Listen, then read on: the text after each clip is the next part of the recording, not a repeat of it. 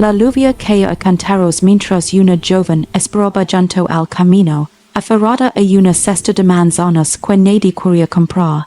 Empapada hasta los huesos, sonrió cuando un vaquero tranquilo se detuvo y se los compró todas, hasta la última.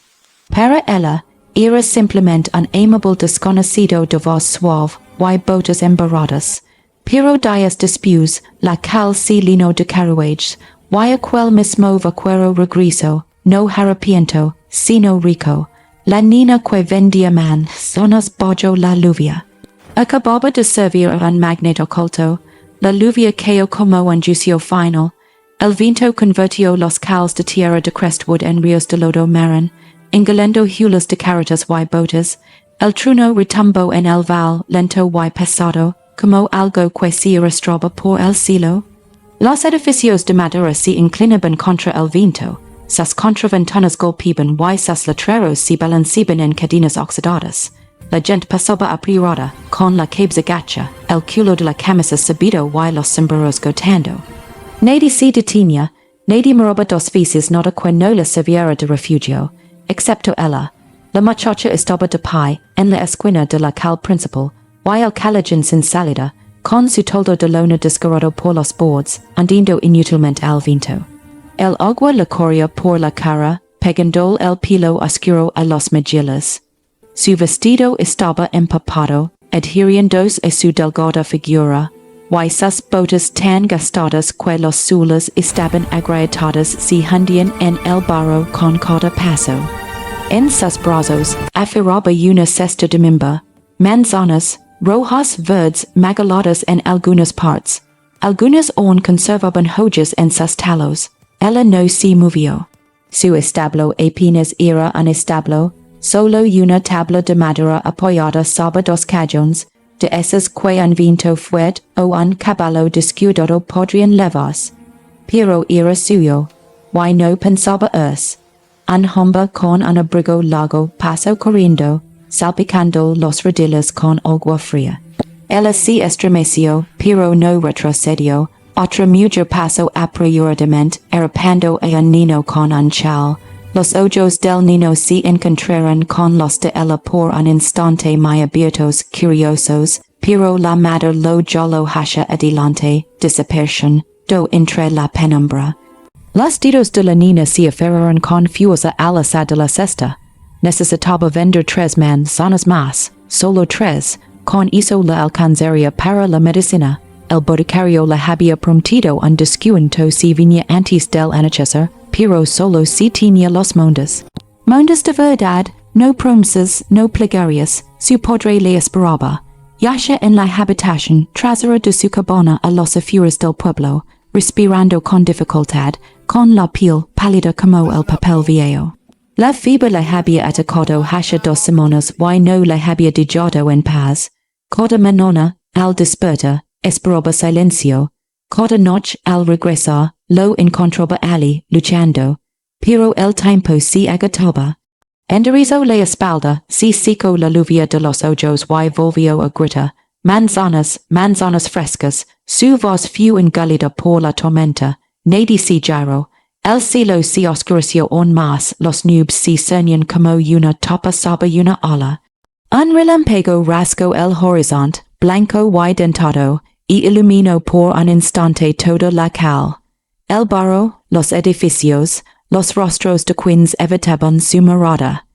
Entonces ligó el trueno, profundo y retumbante, que hizo temblar el suelo bajo sus pies. Ella se estremeció.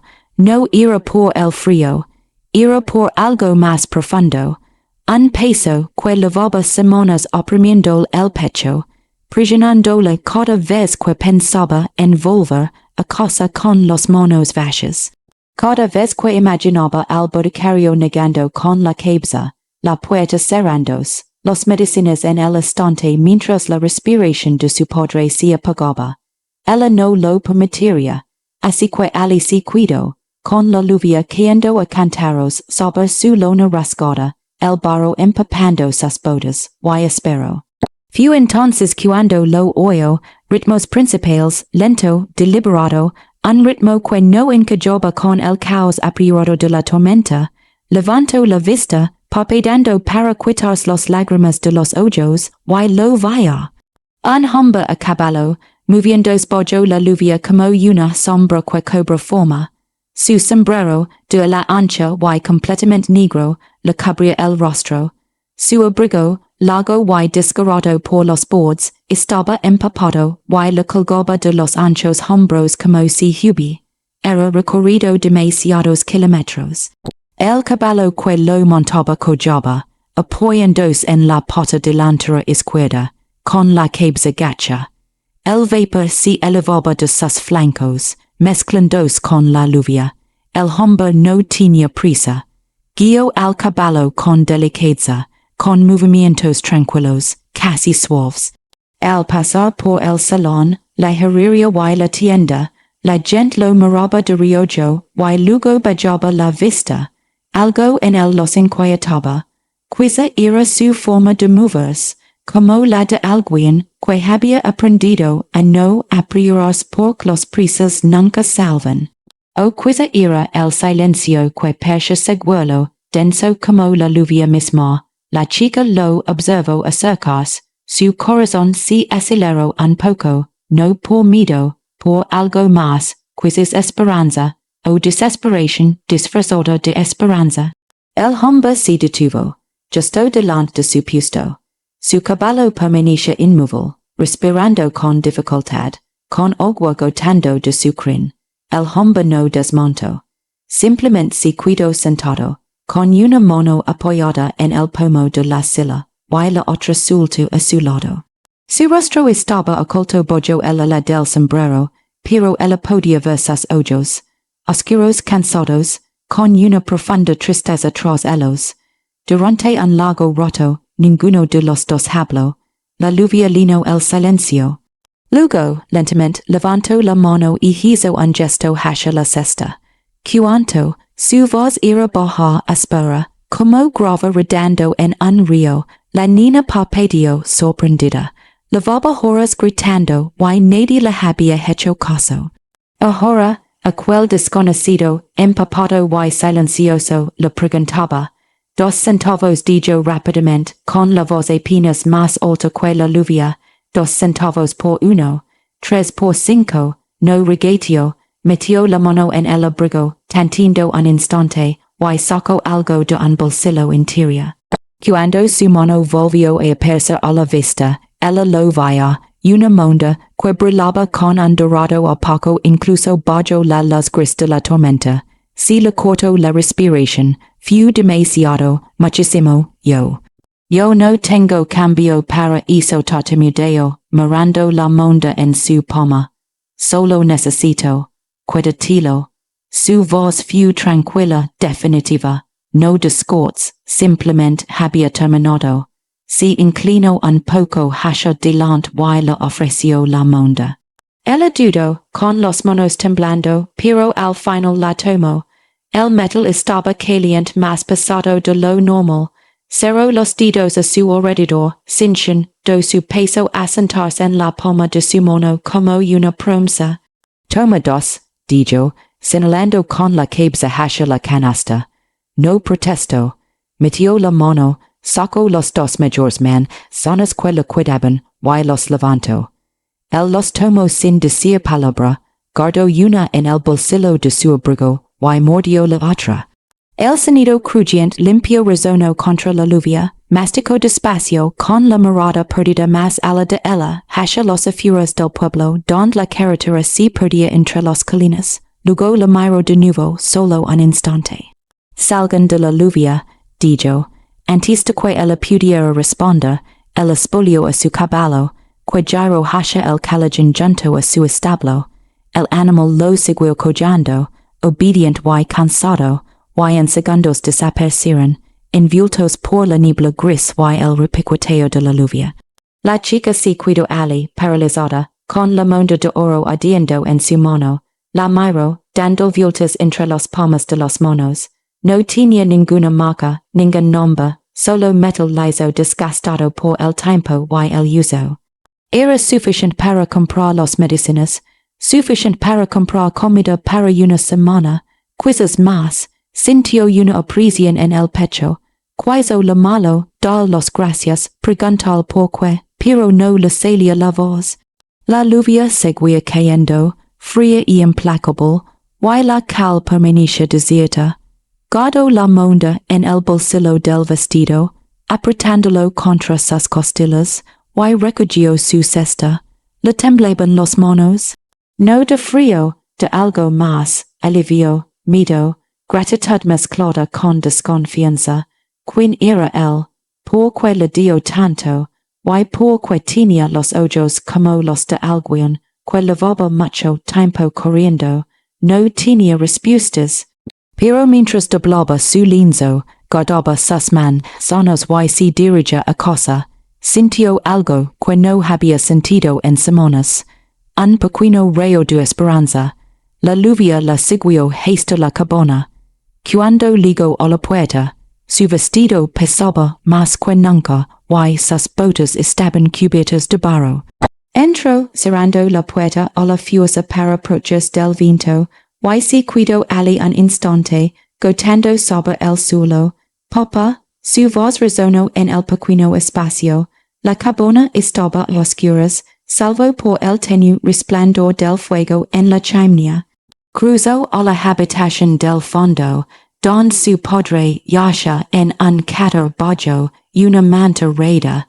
Tenía los ojos cerrados y respiraba con dificultad, pero con regularidad. Se arrodilló a su lado y le puso una mano en la frente. On estaba caliente, on luchaba. Ya tengo el dinero sucero, voy a comprar la medicina, vas a estar bien, no desperto. Pero su pecho subía y bajaba, lento y seguro, y eso bastaba. Se puso de pie, sacó la moneda del bolsillo y la contempló a la luz del fuego. Brillaba suavemente, casi como si tuviera vida propia. Pensó en el hombre a caballo, su voz tranquila, sus ojos cansados. ¿Quién era él? ¿Y por qué se detuvo ante ella? A fura, seguía viendo. Pero en su interior, por primera vez en semanas, la niña sintió que tal vez solo, tal vez la misericordia era real. Cuando regresó de la farmacia, la lluvia había amenazado hasta convertirse en una llovizna. Los calles estaban más tranquilos ahora, la tormenta se retiraba hacia las colinas. Apretó contra su pecho el pequeño frasco de vidrio envuelto en papel marrón y caminó rápidamente por el barro. El boticario aceptó la moneda sin requistar, aunque al verla acudió los sellos. Le preguntó de dónde la había sacado. Ella le contó la verdad, un desconocido a caballo. Ella sintió lentamente, con expresión indescifrable, y le entregó la medicina junto con una bolsita de tela con pan y carne seca. Por las molestias había dicho en voz baja. No sabía qué decir. Ahora, mientras caminaba a casa bajo el cielo gris, sentía el peso del día sobre sus hombros, el cansancio, el miedo, la extraña y silenciosa amabilidad de un hombre cuyo nombre desconoce. Llegó a la cabana justo cuando el sol comenzaba a asomar entre las nubes, pálido y incierto. Empujó la puerta, entró y encontró a su padre despierto, con los ojos abiertos mirando al techo. Papá. Él giró la cabeza lentamente, encontrando su mirada con la de ella. Una leve sonrisa se dibujó en sus labios. Estás empapado, dijo con voz ronca. Ella rió, con una risa tensa y entrecortada, y se acercó a él, arrodillándose junto a la camilla. Te traje la medicina. Sus ojos se abrieron ligeramente, como un hombre dijo en voz baja, un desconocido, me dio lo suficiente. Su padre la miró fijamente durante un largo rato, con una mirada indescifrable. Luego, con la mano temblorosa, extendió la mano y le tocó la mejilla. Es una buena chica sucero, demasiado buena para este mundo. Contuvo las lágrimas con un nudo en la garganta, y lo ayudó a incorporarse. Destapó la botella, vertio un poco en una tosa de metal, y si le acerco a los labios.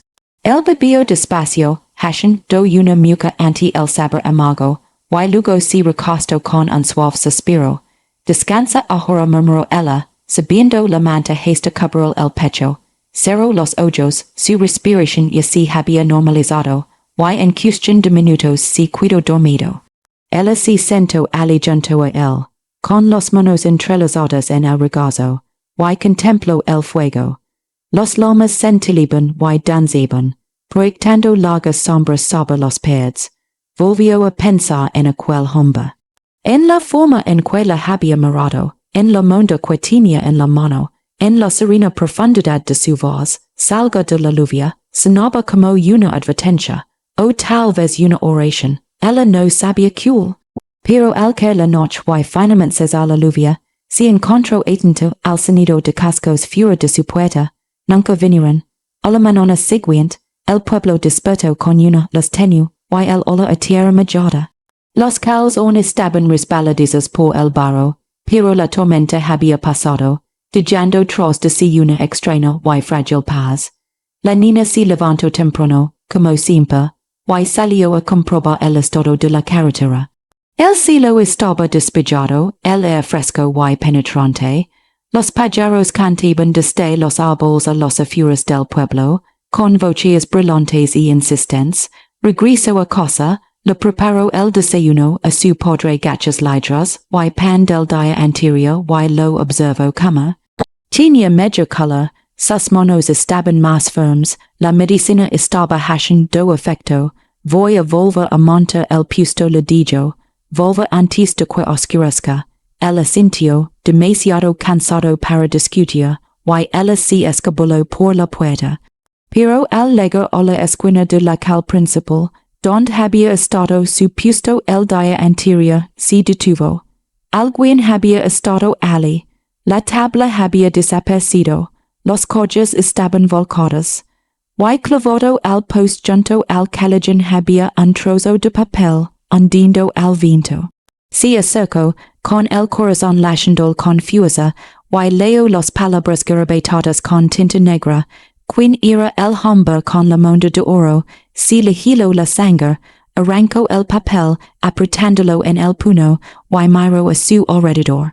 La calle estaba vacía, nadie la observaba, no había nadie cerca, pero alguien había estado aquí, alguien lo había visto, y ahora corrían respuestas.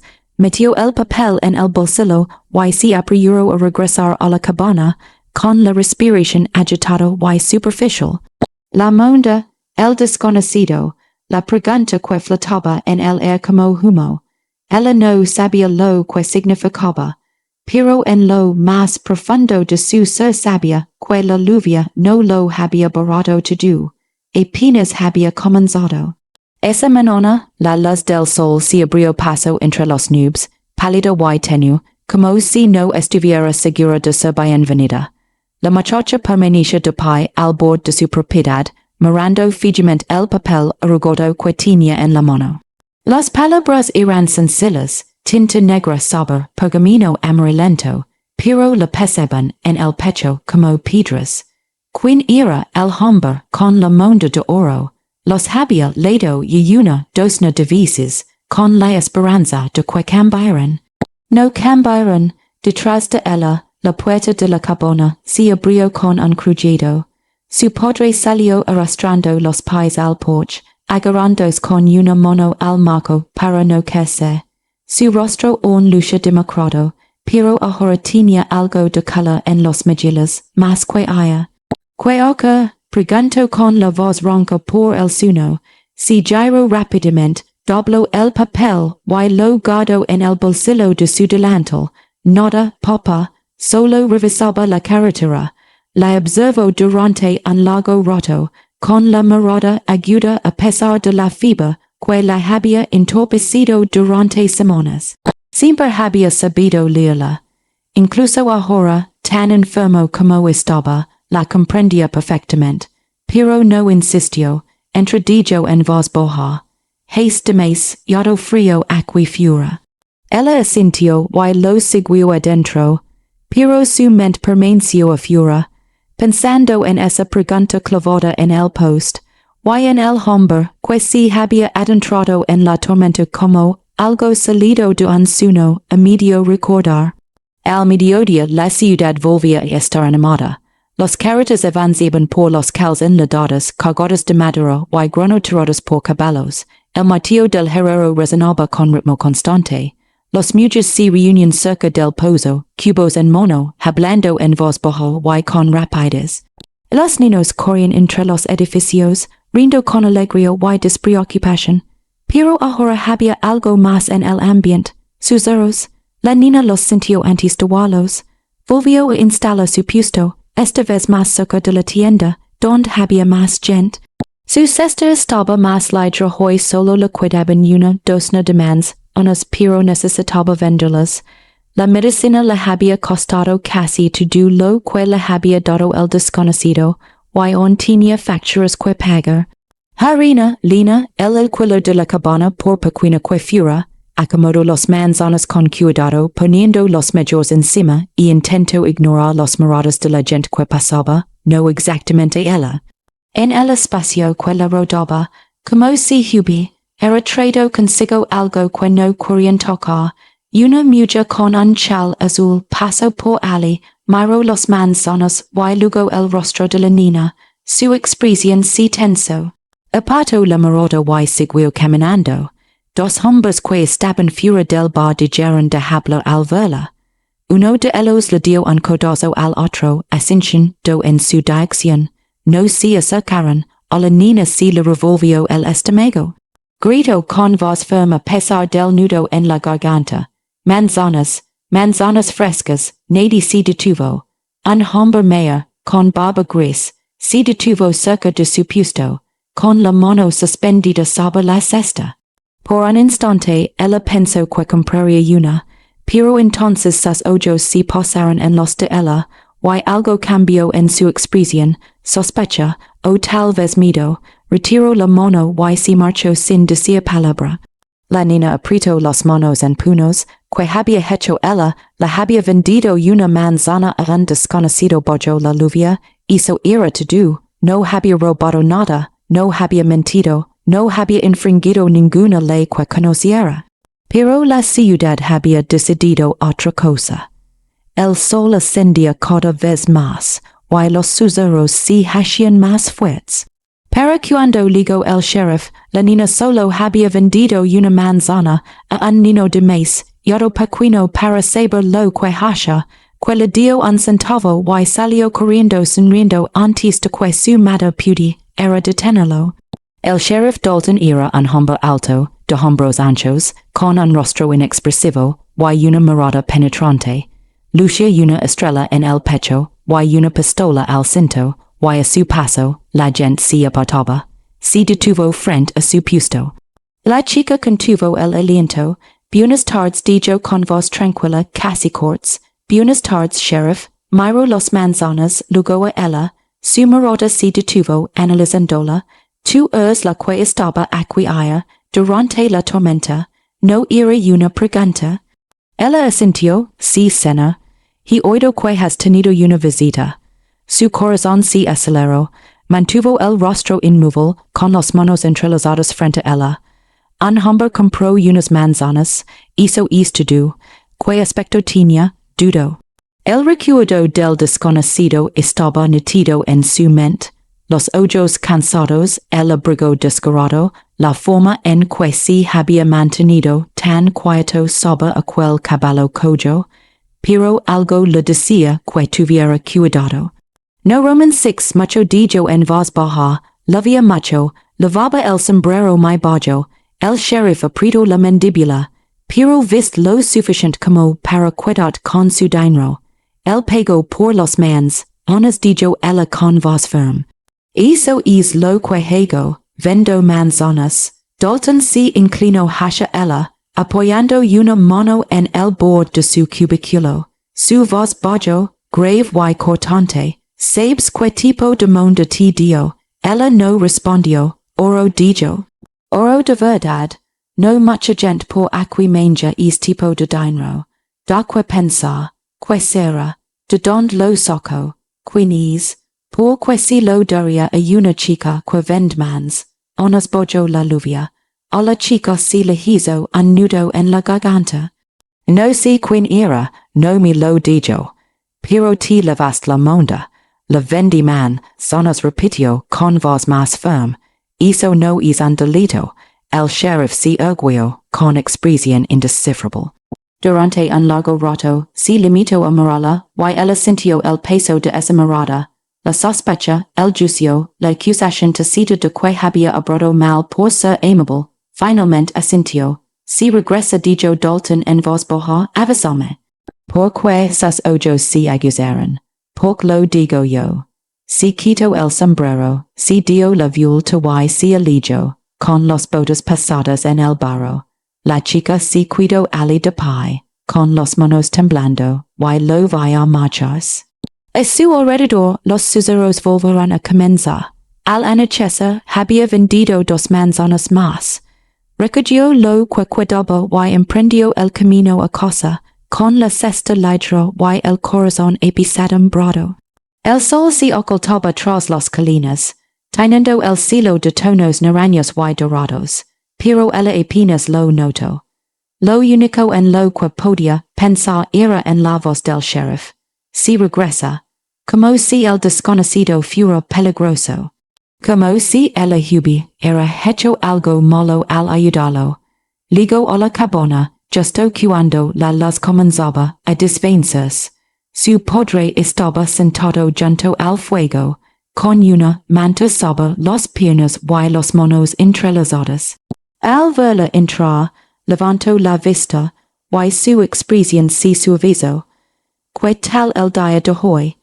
Dejó la cesta en el suelo y forzó una sonrisa. Despacio. Asintió con la cabeza, pensativo. La gente habla. No, respondió de inmediato. Se acercó a la chimenea y se calentó las manos sobre las llamas, algunos, sobre el hombro, ella lo miró sorprendida, como lo supiste, este pueblo es pequeño dijo su padre en voz baja, las noticias violan. Sobre todo cuando hulan a problemas. A la niña se le oprimió el pecho. No es nada malo, papá. Lo sé. Entonces ¿por qué me miran como yo lo es? Su padre suspiró, un suspiro profundo y cansado. Porque la gente lastima lo que no entiende, y la bond ad la verdadera bond ad les asusta más de lo que jamás podría hacerlo la crueldad. Ella lo miró fijamente con un nudo en la garganta, hiciste bien dijo con voz firme. No dejes que te digan lo contrario. Ella asintió, parpadeando para contener las lágrimas, y se dio la vuelta antes de que él pudiera verlas caer. Esa noche no pudo dormir. Estaba tumbada en su cama, mirando al techo, escuchando la respiración de su padre en la habitación contigua. El fuego se había reducido a brasas, y la cabana estaba a oscuras salvo por el tenue resplandor de la luna que entraba por la ventana. Su mente volvía una y otra vez a los mismas preguntas. ¿Quién era el desconocido? ¿Y por qué le había dado tanto? ¿Y por qué le importaba al sheriff? Pensó en la forma en que el hombre la había mirado, no con lástima, sino con algo más silencioso, comprensión tal vez o reconocimiento. Como si hubiera visto en ella algo que ni ella misma veía, salga de la lluvia. Esas palabras resonaban en su mente suaves y persistentes, la había estado advirtiendo, o simplemente cuidarla, como lo haría cualquier persona decente. Ella no lo sabía. Pero a medida que las horas se alargaban, y la luna ascendía cada vez más, se encontró escuchando de nuevo, al sonido de los cascos, por el crujido del porche.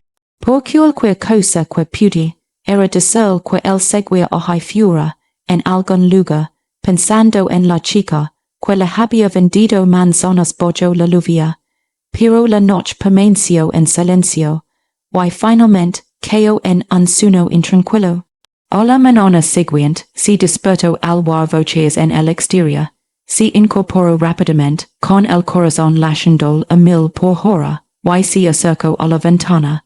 apenas había amencido, el cielo aún estaba gris por el amanecer, pero había gente en la cal.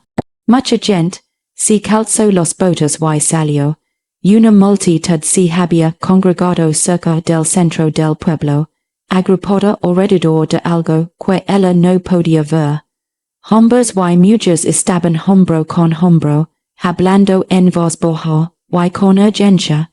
El sheriff estaba allí, de pie al frente, con los brazos cruzados. La chica se acercó, con un nudo en el estómago. ¿Qué está pasando? Preguntó a una mujer que estaba de pie al borde de la multitud.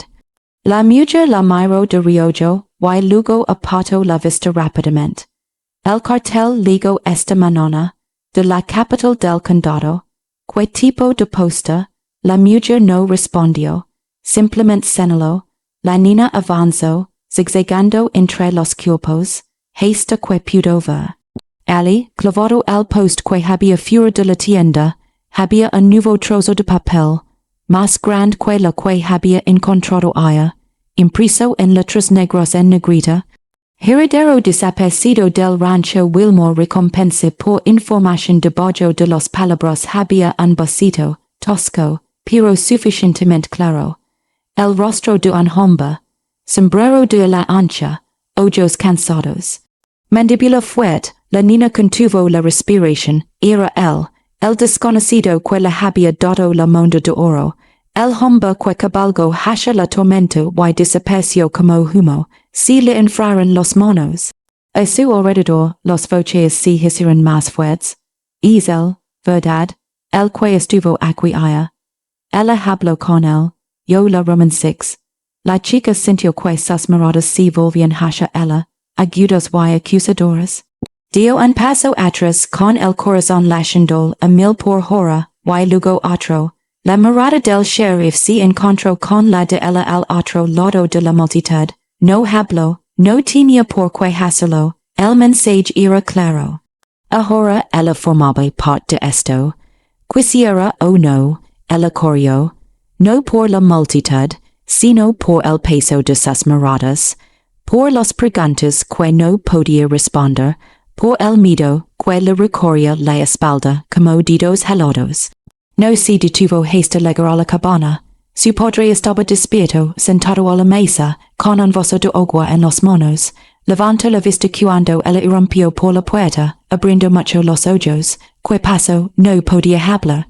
Simplemente sacó del bolsillo el papel arrugado el primero, el de la pregunta y lo azotó contra la mesa.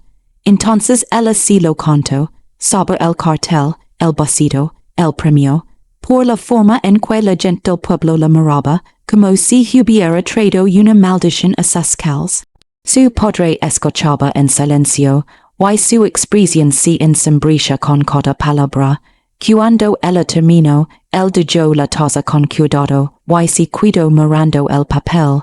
No lo sabías, dijo en voz baja. No. Y lo volverías a hacer, verdad, incluso sabiendo lo que sabes ahora. Ella lo miró con un nudo en la garganta. Se susurró, asintió lentamente. Entonces no te deshagas de eso. Pes lo que pes después.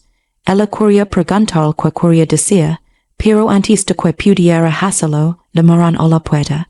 3 golpes secos firme, deliberado, la sangre de la niña se convirtió en hielo. Su padre la miró a los ojos con la mandíbula tensa. No lo abras. Pero la voz que llegó desde el bosque no era la del sheriff. Era más suave, más joven. Señorita, por favor, necesito hablar con usted. La chica vaciló, luego se acercó a la puerta y la entreabrió. Un muchacho estaba de pie en el porche. Tendría unos 16 años, con el pelo oscuro y la mirada nerviosa. Sostenía su sombrero entre las manos, retorciéndolo por el ala. Siento molestar, dijo rápidamente, pero Roman 6 lo que pasó en el pueblo, y pienso que debías saberlo. Sabes que el chico echó un vistazo por encima del hombro y luego se inclinó hacia él. El hombre al que ayudaste el del cartel no es un delincuente. Es el heredero de la fortuna Wilmore, la familia más rica de 3 condados, pero se marchó, lo dejó todo atrás. el corazón de la chica leisha confusa. Porque amasaron esa fortuna a costa de gente que no podía defenderse, robaron tierras, quemaron cosas, su padre hizo cosas terribles, y cuando se enteró, no pudo soportarlo, así que se marchó. Ella lo miró fijamente, con la mente dando vueltas. Como sabes esto, mi tío trabajaba para ellos, me lo contó, la voz del chico se apagó, la familia lo cuida de vuelta. No porque lo extrañen, sino porque si no regresa, toda la propiedad pasará a manos del Estado. Todo lo que construyeron perdido, lo necesitan para mantener su nombre limpio. La respiración de la chica era rápida y superficial, y la recompensa es real, pero no es por justicia. Los ojos del chico ahora eran feroces. Es por control, antes de que pude responder, él le metió algo en la mano, un trozo de papel doblado y retrocedió. Te dijo algo, dijo el niño. Debajo del post donde estaba tu puesto. Lo encontré esta mañana antes que nadie. Luego se marchó, corriendo de vuelta hacia el pueblo. Sus pasos desvanecidos en la luz de la mañana. La chica se quedó allí, paralizada, mirando fijamente el papel que tenía en la mano. La voz de su padre provino de detrás de ella. ¿Qué sucede? Ella no respondió. Ella simplemente lo desplegó. Dentro, con una caligrafía cuidadosa y inclinada, había 4 palabras. Mantén tu amabilidad en silencio. Y debajo de ellos, una sola línea. Vendrán a por ti después, le temblaban los manos. A fura, el sol ascendía cada vez más, brillante y indiferente. Y en algún lugar, más allá de las colinas, el hombre de ojos cansados siguió cabalgando. Lejos de todo lo que había conocido, hacia algo que no podía nombrar, pero no está solo, porque la chica que le había vendido manzanas bajo la lluvia ahora lavaba su advertencia en el bolsillo. Y lo supiera o no, ya había elegido de qué lado de la misericordia se encontraba. Los días que siguieron fueron tranquilos, como lo es contener la respiración. La muchacha seguía con sus quehaceres, vendía manzanas, cuidaba de su padre, barría el suelo de la cabana, pero ahora todo se sentía distinto.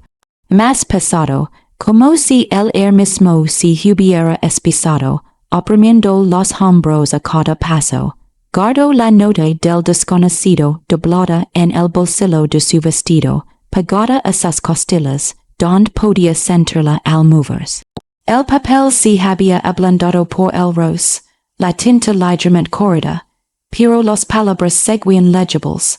Mantén tu amabilidad en silencio.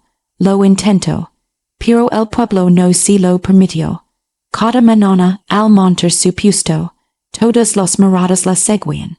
La esposa del herrero, el hijo del banquero, la anciana señora Harrow, que lavaba viviendo en Crestwood desde tiempos inmemoriales, la observaban como si fuera un enigma irresoluble o una herida que no cicatrizaba.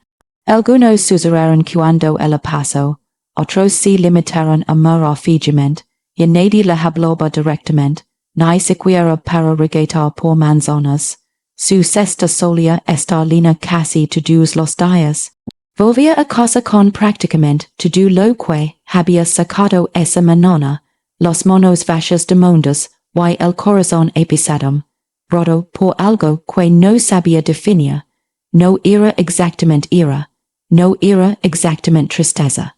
Algo intermedio, su padre se dio cuenta. No estás comiendo lo suficiente, le dijo una noche, mientras la observaba jugar con la comida en su plato. Estoy bien, papá, estás mintiendo.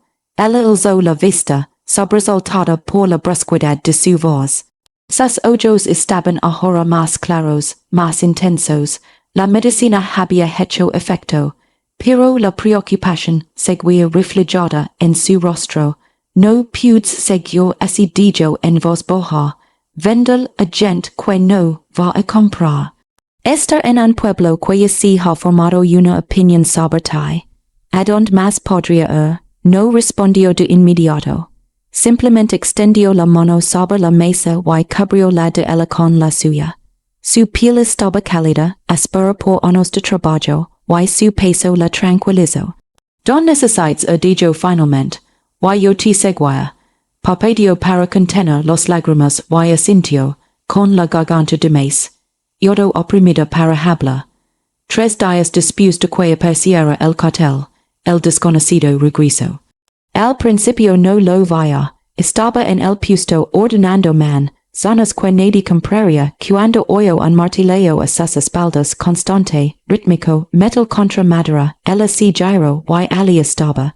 Arrodillado en la tierra junto a su carro destrozado el que lavaba volcado desde la tormenta, con el sombrero calado hasta los sellos y el abrigo polvoriento del camino. Sostenía un martillo en una mano y un pañuelo de clavos en la otra, y estaba arreglando la rueda que ella creía irreparable.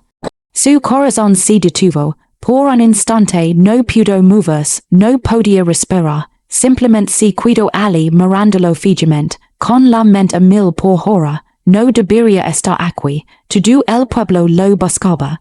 El sheriff lo había dejado claro, si alguien lo veía debía denunciarlo, había una recompensa real, dinero suficiente para cambiar una vida, pero él estaba aquí, arreglaba su carrito como si fuera lo más natural del mundo. Echó un vistazo rápido a su alrededor, con el pulso acelerado, la calle estaba tranquila, la mayoría de la gente estaba dentro, resguardados del calor mediodía, pero eso no duraría, alguien la vería. Siempre hay alguien que vi, tienes que dijo con voz baja y urgente, no levantó la vista, siguió martillando, la rueda está suelta, no aguantará si la cargas, me do igual el volante. Tienes que ya casi está. Dio un paso más cerca, con los manos temblando. Te están buscando, todo el pueblo, hay un cartel, lo sé. Su voz era tranquila, demasiado tranquila, como si ya hubiera aceptado lo que fuera a venir. Se arrodilló a su lado, sujetando la muñeca, para que dejara de martillar. Entonces, ¿por qué has vuelto? Finalmente la miró. De cerca, pudo ver los arrugas alrededor de sus ojos, el cansancio grabado en su rostro. Percibía de lo que había pensado. No vio quizás 30, quizás algo más pero desgastado por algo pasado. Algo que había estado cargando durante mucho tiempo. Por dije que lo había dicho en voz baja. Ella lo miró confundida, no dijiste nada, no atay, retiró suavemente la muñeca y volvió al trabajo. Ahí mismo, el martillo volvió a caer 1, 2 veces, clavando el clavo hasta el fondo. Luego se puso de pie, probando la rueda con la bota. Aguantó, listo dijo, ya debería estar bien. Se levantó lentamente, con la mente aún dando vueltas. No lo entiendo. No tienes por qué hacerlo. Se secó las manos en el abrigo, y metió la mano en la alforja, sacando un pequeño bulto de tela. Se lo ofreció a ella. Ella no lo aceptó. Que es pan. Carne seca, un poco de harina de maíz, lo dejó en el borde de su establo. Pensé que podrías necesitarlo. Se le hizo un nudo en la garganta. No pudo pagar. No te lo pedí. Entonces, ¿por qué? Porque no me diste la espalda cuando necesito ayuda dijo con voz suave pero firme. Pes justo devolver el favor, quería discutir, quería decir que no necesitaba caridad, que podía cuidar sola, pero los palabras no le salían, porque la verdad era que si la necesitaba, su padre la necesitaba. Y el orgullo no lina el hamba, entonces asintió con los ojos ardiendo y recogió el bulto. Gracias susurró, se quitó el sombrero, que dice señorita, luego se dio la vuelta para marcharse, esperó, se detuvo mirando hacia atrás. Ella vaciló, con el corazón latiendo con fuerza.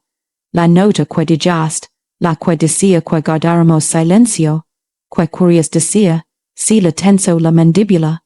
Por un momento, ella pensó que no iba a responder.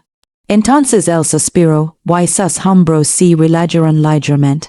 Hey gent que me busca, dijo, no porque haya hecho nada malo, porque renuncie a algo que creen que les pertenece, y no les gusta perder. Tu familia, el asintió, si entran de que me ayudaste, también vendrán por ti, no con armas, con preguntas, con prisión. Te harán la vida más difícil de lo que ya es. La miro a los ojos, y había algo casi triste en su mirada. No quería eso para ti, pero volviste a tus modos. He vuelto para terminar lo que empecé. Después de esto me voy para siempre. No me volverán a ver. La firmeza de su voz dolió más de lo que él esperaba. Y si no quiero que te veas, las palabras se le escaparon antes de que pudiera detenerlas. Y si se enrolló, no había querido decirlo. No había querido admitir que, en algún lugar de los últimos días, había empezado a albergar la esperanza de que volviera. Que había estado escuchando el sonido de cascos cada noche, mitad por miedo, mitad por algo más. La miró fijamente durante un largo rato, y algo cambió en su expresión. No llegó a ser una sonrisa, pero casi. Es una persona dijo en voz baja.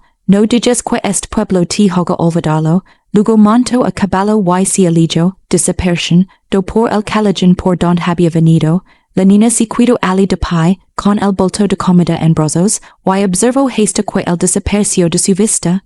Esa noche, llevó la comida a casa y la puso sobre la mesa sin decir palabra. Su padre lo miró, luego la miró a ella. ¿De dónde ha salido esto? Un amigo.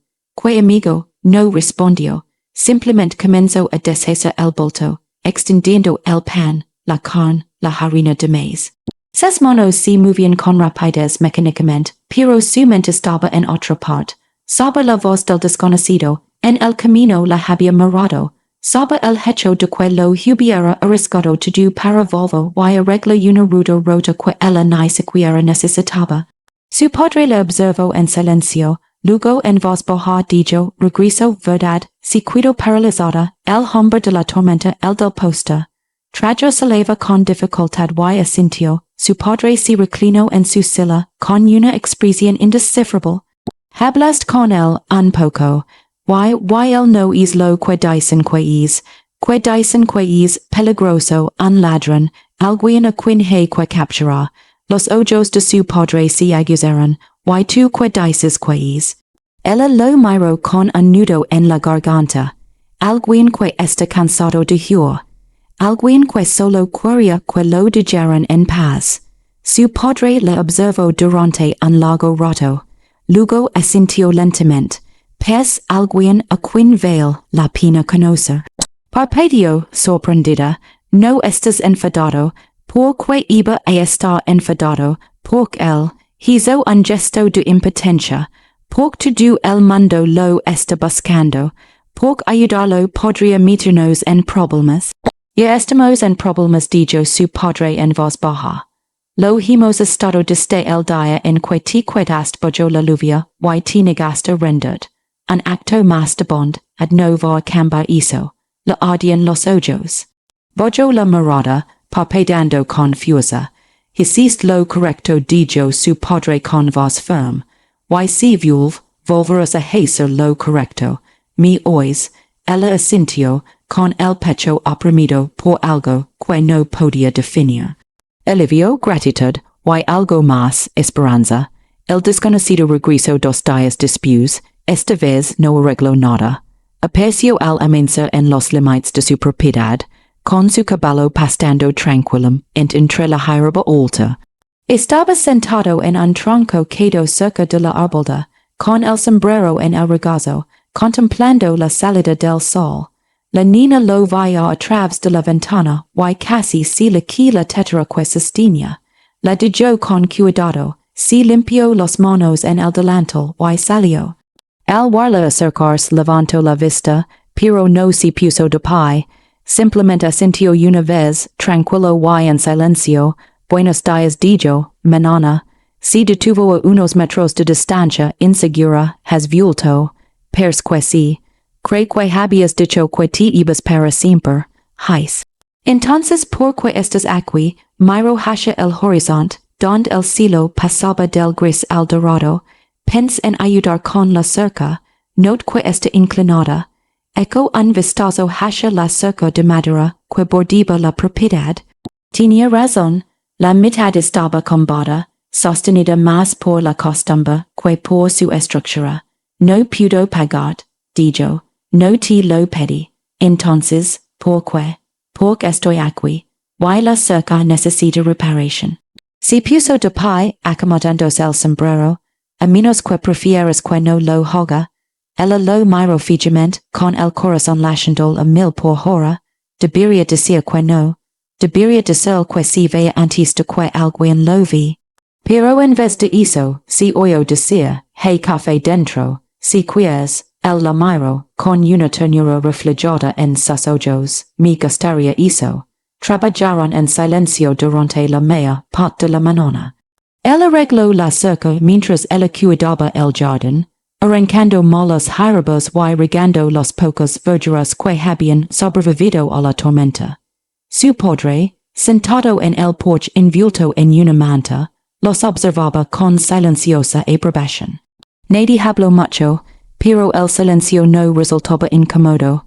Era un silencio que transmitía seguridad, un silencio que no necesitaba ser llenado.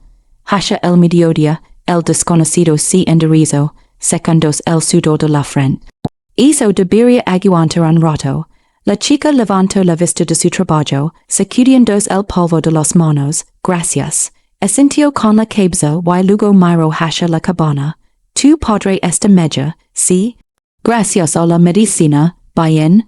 Recogió su sombrero y se dirigió hacia su caballo, esperadijo ella, si giro, dudó un instante, con el corazón latiendo a 1000 por hora, podrías quedar, para almorzar, quiero decir.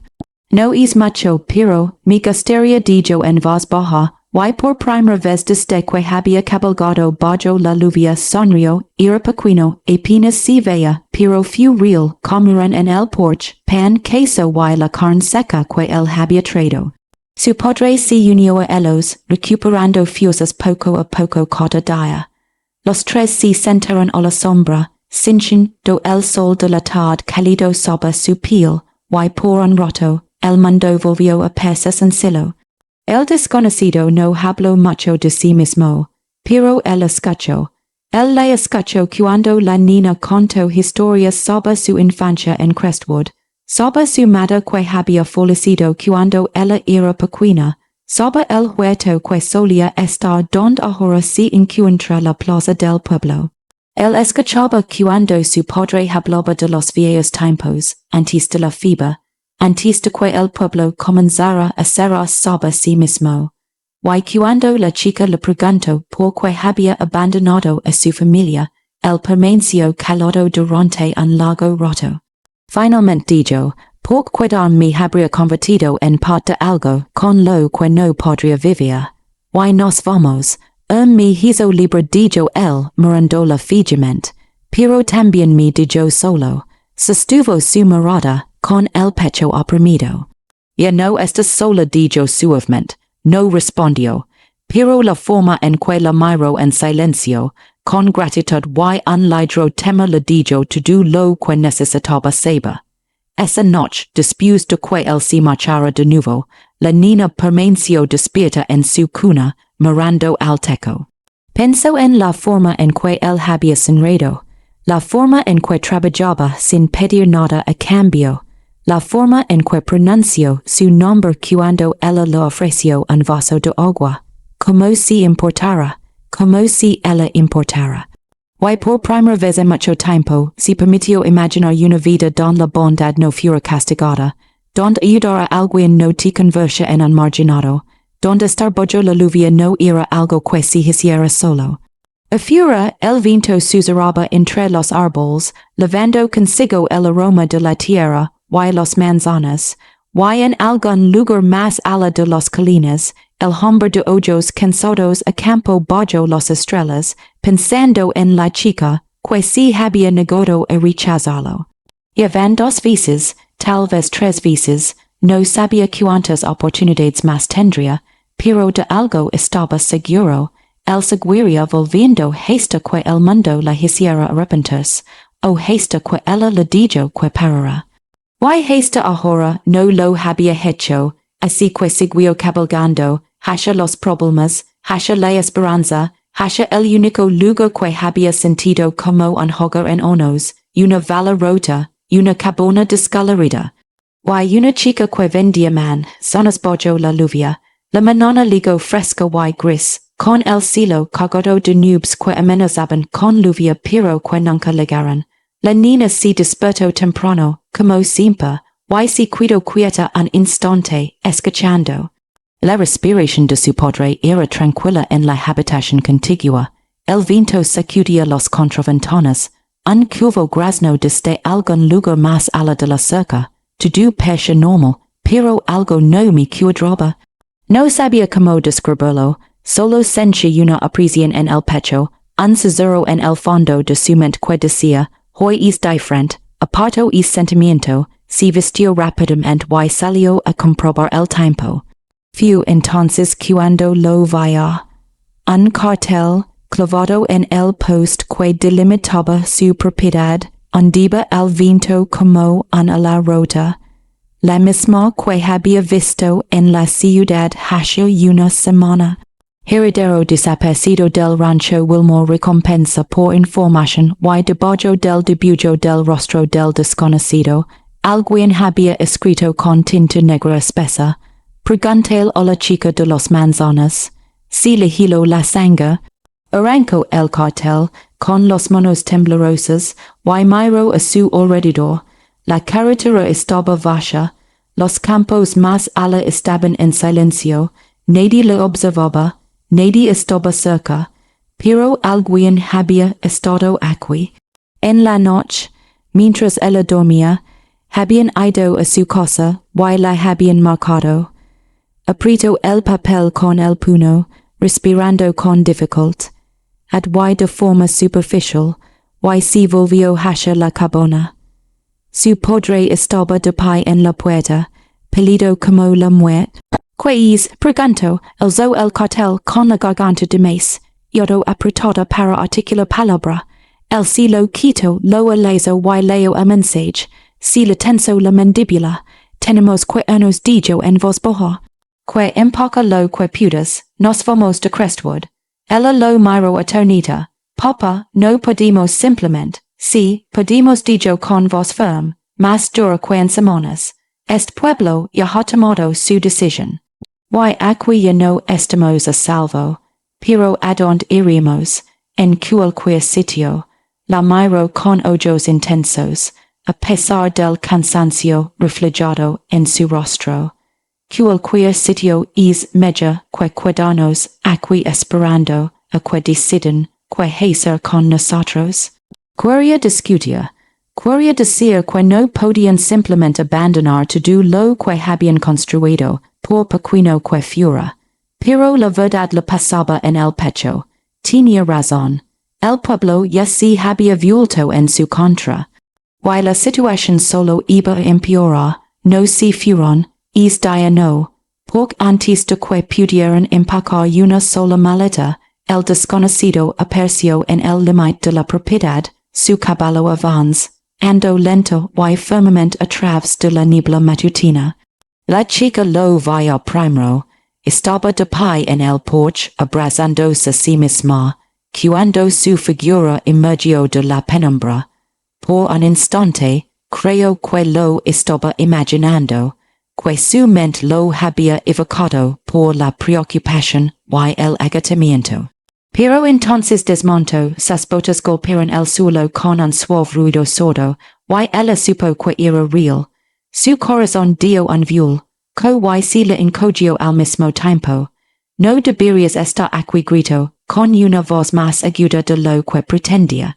Se detuvo a pocos metros del porche, con el sombrero en las manos. Lo sé. Entonces, ¿por qué estás aquí? Él la miró, y la intensidad de su mirada le oprimió el pecho. Porque hoy lo que pasó, lo que hicieron. Echó un vistazo al póster arrugado que estaba sobre la barandilla del porche. Como supiste, Los noticias violan, dio un paso más cerca, lo siento, es culpa mía, que no es, así es, su voz era bajo y firm pero de notable era. No hasha ella, sino hasha sí mismo. Debí haber mantenido alejado. Sabía lo que harían, y aún así regres. Me alegro de que lo hayas hecho dicho en voz baja. Levanto la vista sorprendido. Me alegro repitió, con la voz ahora más firme. Porque eres la única persona en todo este pueblo que me ha tratado como si importara. Que me ha ayudado sin pedir nada a cambio. Así que ni si te ocara disculpat por eso. La miro fijamente durante un largo rato, con una expresión indescifrable. Luego lentamente asintió de acuerdo dijo, entonces déjame ayudar ahora, como, diciendo la verdad. Se sentaron en el porche la niña, su padre y el desconocido mientras el viento arreciaba y el cielo se oscurecía. El desconocido dejó su sombrero sobre la barandilla y se inclinó hacia delante, con los codos apoyados en los rodillos y las manos entrelazadas. Mi lomo Daniel dijo, Daniel Wilmore, la chica contuvo el aliento. Ya había oído es nombre antes, todo el mundo lo había oído. Los Wilmore eran dueños de medio condado, tierras, ganado, madera, minas. Eran la clase de familia de la que la gente murmuraba con una mezcla de envidia y temor.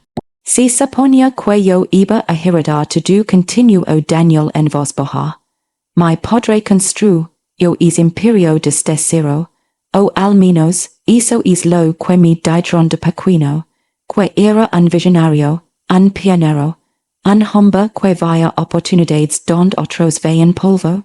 Hizo una pausa, apretando la mandíbula, pero cuando mi hismea empezó a hacer preguntas sobre la procedencia del dinero, sobre las tierras que poseíamos, sobre la gente que solía vivir en ellas, el padre de la niña se inclinó hacia delante, escuchando atentamente. Resulta que mi padre no construyó. Yo nada dijo Daniel con voz dura, lo robó, quemó las cosas de familias enteras, le pegó al sheriff para que hiciera la vista gorda, hizo tratos con hombres a los que no les importaba cuántas vidas se perdieran con tal de que siguieran legando las ganancias. Bojó la mirada hacia sus manos, marcadas y calosas por años de trabajo.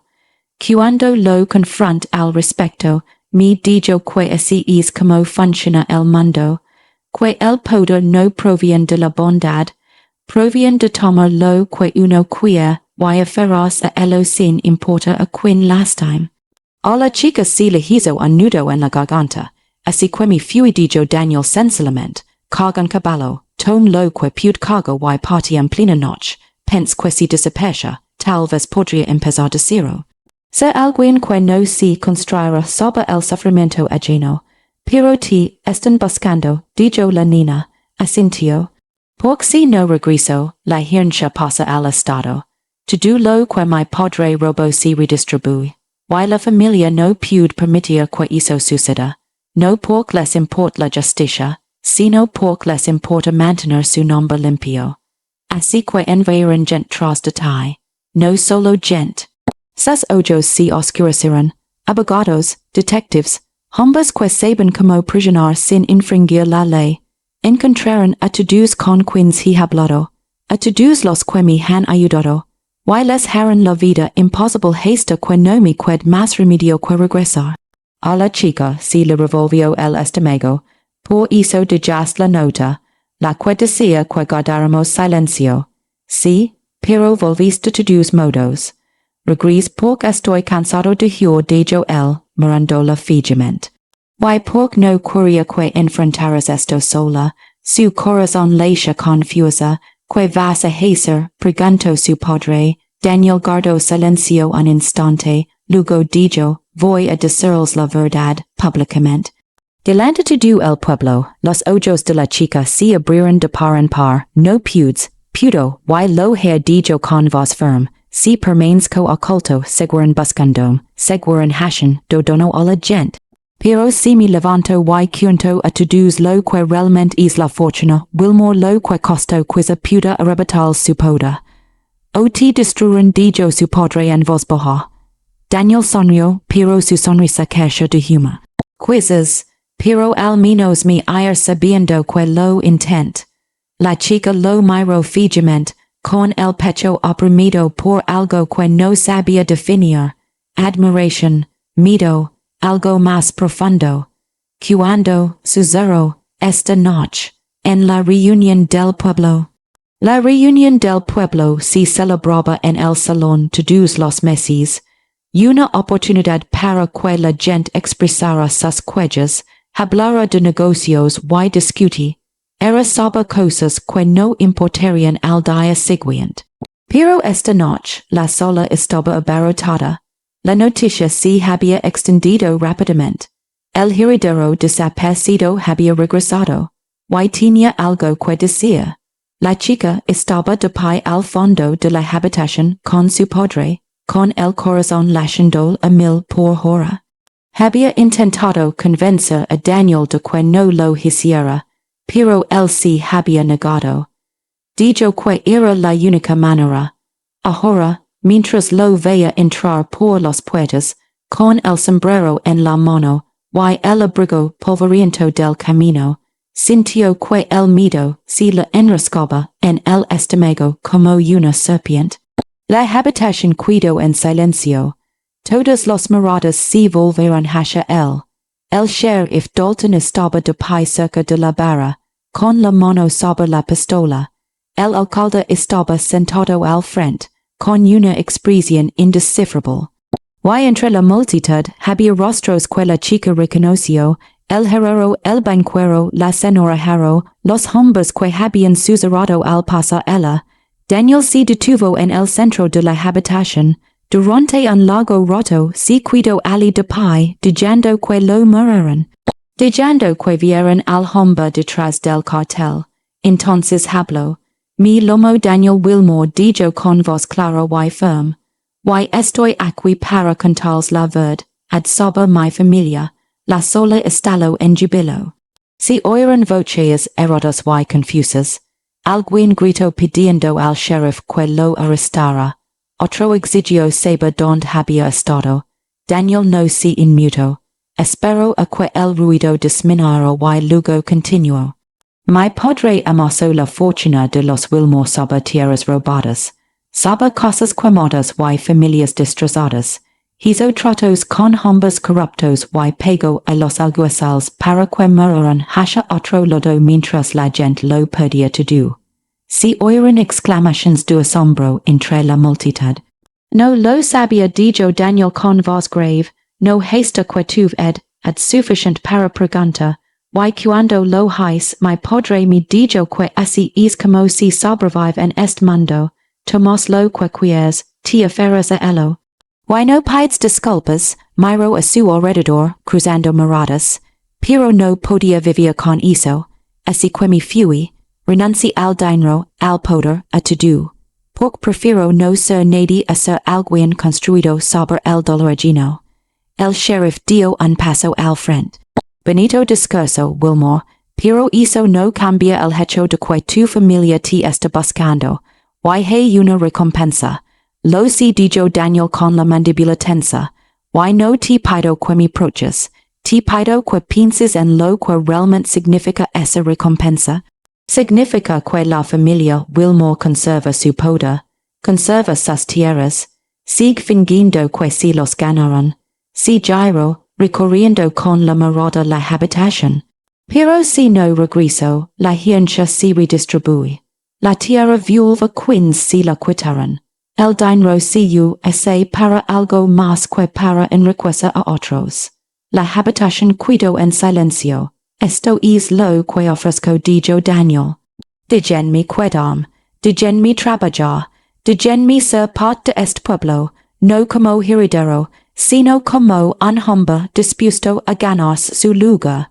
Y si no pueden hacerlo, entréguenme, cobren su recompensa. Pero sepan que al hacerlo, se ponen del lado de ellos, no del suyo. El silencio se prolongó, denso y pasado. Entonces lentamente alguien habló.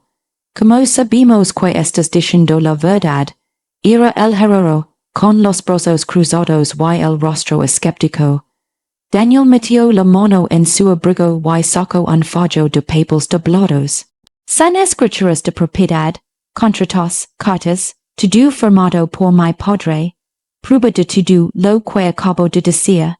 Los levanto en alto y luego los coloco sobre la mesa más cercana, lilos, verificalos, y luego decide, la reunión se desmoronó tras eso, con voces que se alzaban en discusiones y debates. Algunos la creen, otros no. El sheriff parecía dispuesto a arrestarlo allí mismo, pero el alcalde levantó la mano, diciendo que necesitaba un tiempo para investigar. Daniel no esperó su decisión. Salió a la noche, y la multitud se apartó a su alrededor como el agua alrededor de la piedra. La niña la siguió. Ella lo alcanzó en los afueras del pueblo, donde su caballo estaba atado a un post. Él revisaba la silla de monta, con movimientos lentos y deliberados. Daniel, si giró, no sabía qué decir, no sabía cómo expresar con palabras todo lo que sentía. El miedo, el orgullo, el dolor en el pecho, que le produjo ver a alguien mantenerse firme cuando el mundo quería que se arreglara. Entonces ella simplemente dijo, hizo fue valiente, sonrió, pero era una sonrisa triste, valiente o estúpido, a veces es difícil distinguir la diferencia. Fue valiente, dijo con firmeza, la miró fijamente durante un largo rato, y algo pasó entre ellos. Algo silencioso y implícito, lo que dijo ahí dentro lo decía en serio, le respondió, sabe ganar mi lugar, si este pueblo me acepta me gustaría quedarme. Su corazón late confusa, y si no quieren, entonces seguía cabalgando dijo haciendo una pausa.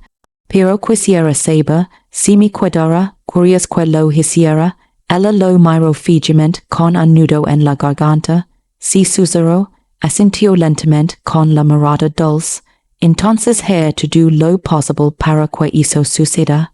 Esa noche la niña volvió a quedarse despierta, mirando al techo. Pero esta vez no estaba atento a los cascos. Estaba pensando en la forma en que Daniel se había mantenido erguido en esa habitación, con los hombros rectos, la voz firme, y había dicho la verdad incluso cuando hubiera sido más fácil huir. Estaba pensando en la forma en que él la había mirado después, como si ella le importara, como si su respuesta importara. Y estaba pensando en el hecho de que en algún lugar, esa misma noche, hombres con elegantes trajes estaban decidiendo si dejarlo quedarse o arrastrarlo de vuelta a una vida de la que ya había escapado una vez.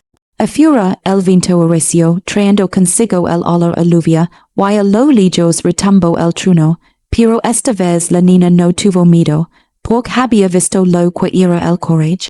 Y parecía un hombre con ojos cansados y un abrigo roto, de pie frente a una multitud, eligiendo la verdad por encima de la seguridad, parecía un acto de misericordia, y ella ya había decidido de que lo estaba.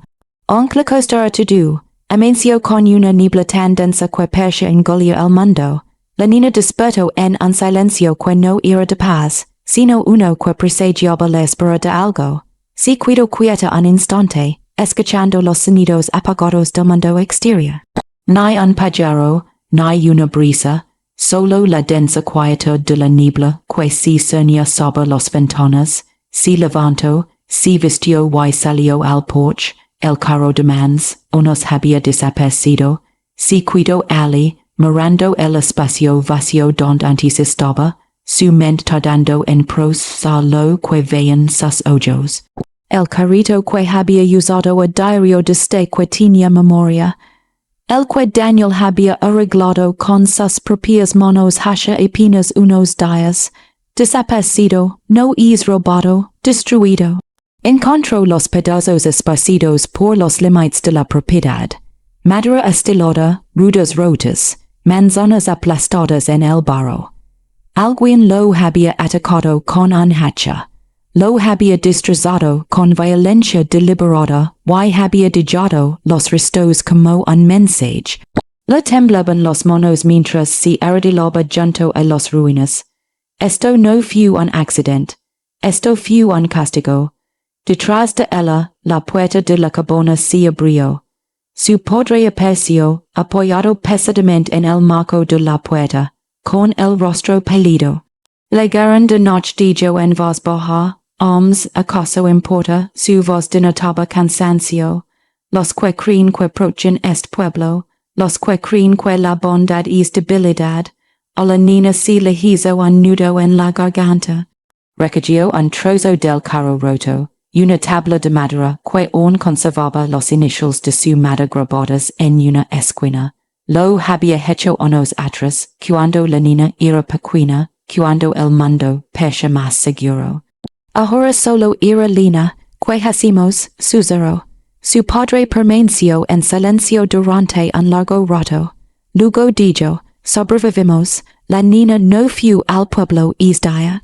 Se quedó en casa, sentada en el porche con los pedazos rotos de su carrito a sus pies, tratando de encontrar la manera de reconstruir algo que sentía irreparablemente roto. La salud de su padre, que había estado mejorando paulatinamente, empeoró. El estrés de la noche anterior lo había debilitado, y al mediodía ya estaba de nuevo en cama, respirando con dificultad, y con la piel fría y húmeda. Le dio la última dosis de la medicina, pero sabía que no era suficiente. Ella necesitaba más, lo que significaba que necesitaba dinero, lo que significaba que necesitaba vender manzanas, pero no tenía carreta, no tenía forma de transportarlos, y aunque la tuviera, nadie la compraría. El pueblo había tomado su decisión, y ella estaba del lado equivocado.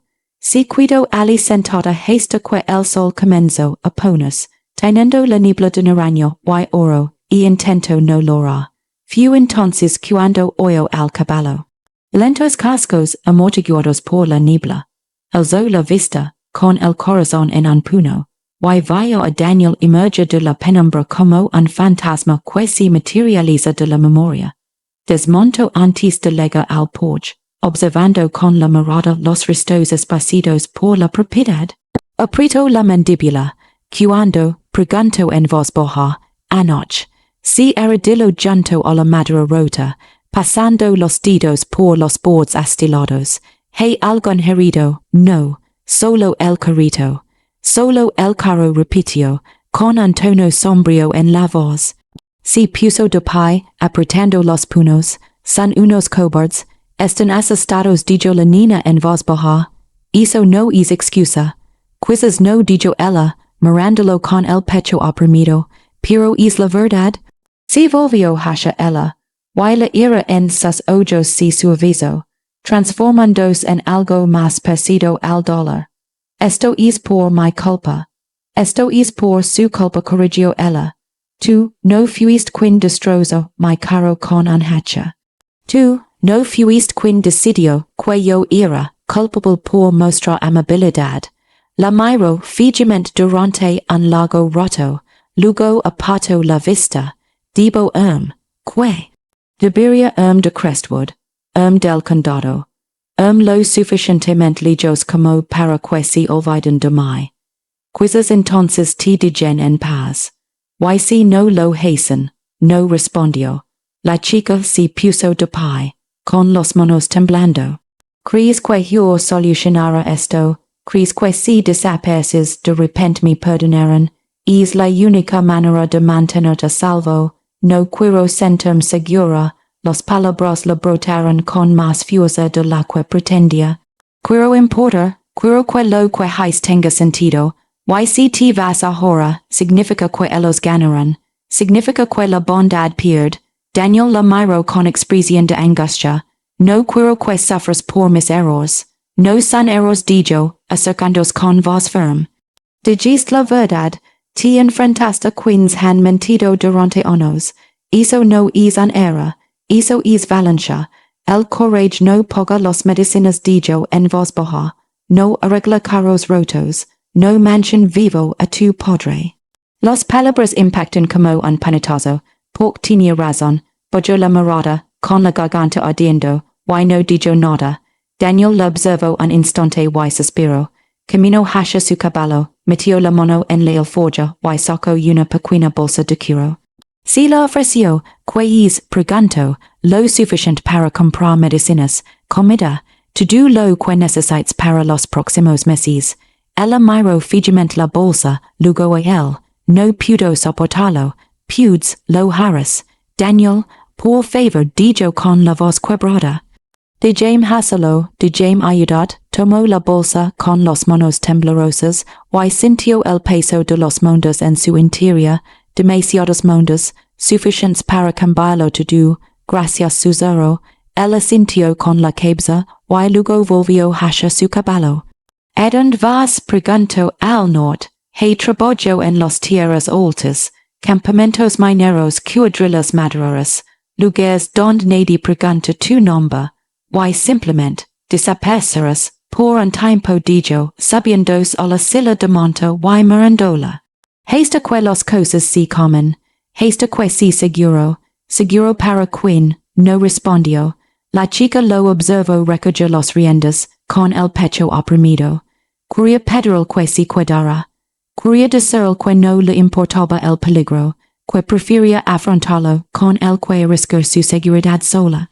Pero las palabras no salían, así que ella se cuidó allí en silencio, mientras él se quitaba el sombrero y se alejaba a caballo entre la niebla. Esta vez, ella no sabía si él volvería, y eso dolió más que cualquier carro roto. Los días que siguieron fueron largos y fríos. La muchacha usó el dinero que Daniel le había dado para comprar medicinas, harina y lina. Lo racionó con cuidado, estirando al máximo cada monda. La salud de su padre se estabilizó, pero no mejoró.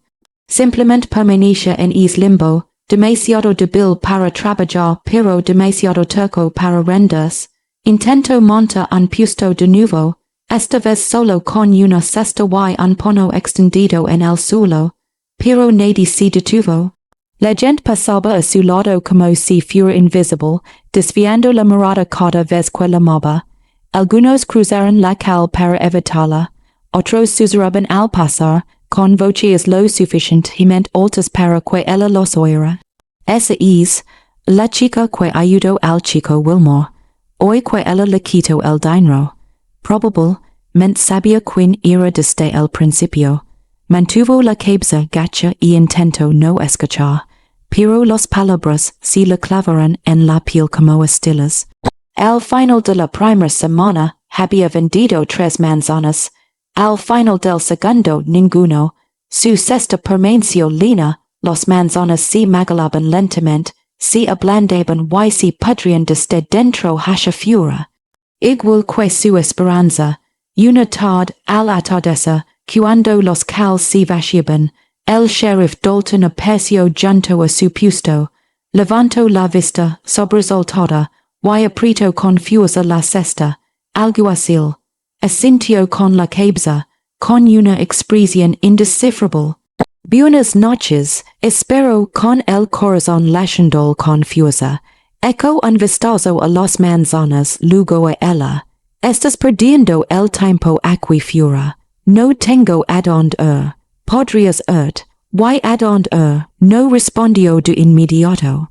Simplemente se quedó allí de pie, con la mano apoyada en el cinturón y la mirada perdida. Es chico al que ayudas dijo finalmente, Daniel Wilmore, sabes adonde fue, sintió un vuelco en el estómago. No, estás mintiendo, no lo soy, lo miro a los ojos, firme a pesar del miedo que le recorría la espalda.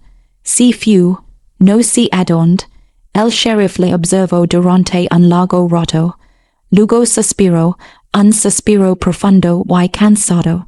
Su familia ahora ofrece más dinero, dijo, el doble de la recompensa original, lo quieren de vuelta a toda costa, no me importa el dinero, lo sé dijo con voz más baja casi triste, eso es lo que lo hace más difícil. Ella lo miró fijamente confundida, no eres un criminal continuó Dalton, no hiciste nada malo, pero est pueblo, senilo vagament los calvashes, est pueblo no distinct intra bond ad y conspiration. Y mientras creen que ocultos algo seguirán castigando por ello.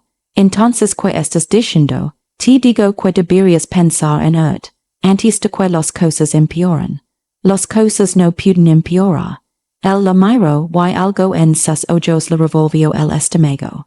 Si dijo en voz baja, pueden, luego si quito el sombrero y si marcho, con los botas pasadas sobre la tierra. La muchacha si sentó allí, sola en la oscuridad, ad que si soña, y sintió el peso de sus palabras sobre ella como un sudario. Esa noche encontró otra nota. Estaba escondida bajo una piedra en su porche, doblada y selada con cera. No reconoció la letra. Le abrió a la luz de las velas, con las manos temblando. En el interior, con una caligrafía pulcra y cuidadosa, había 6 palabras. Está a salvo. Pienso en ti. Dice le cortó la respiración. Estaba vivo. En algún lugar a la afuera, en las tierras altas o más ala. Daniel estaba vivo y pensando en ella. Apretó la nota contra su pecho, con los ojos ardiendo, y se permitió llorar por primera vez desde que él se había marchado. No por tristeza, de alivio, y del dolor de extrañar a alguien a quien solo había conocido durante unos pocos días, pero que lo había cambiado todo. Muy al norte, en un campamento minero encaramado al borde de una montana, Daniel estaba sentado junto a una hoguera, mirando fijamente los llamas. Tenía las manos llenas de ampollas por el trabajo. Le dolía la espalda. La ropa se le cubría de suciedad y sudor.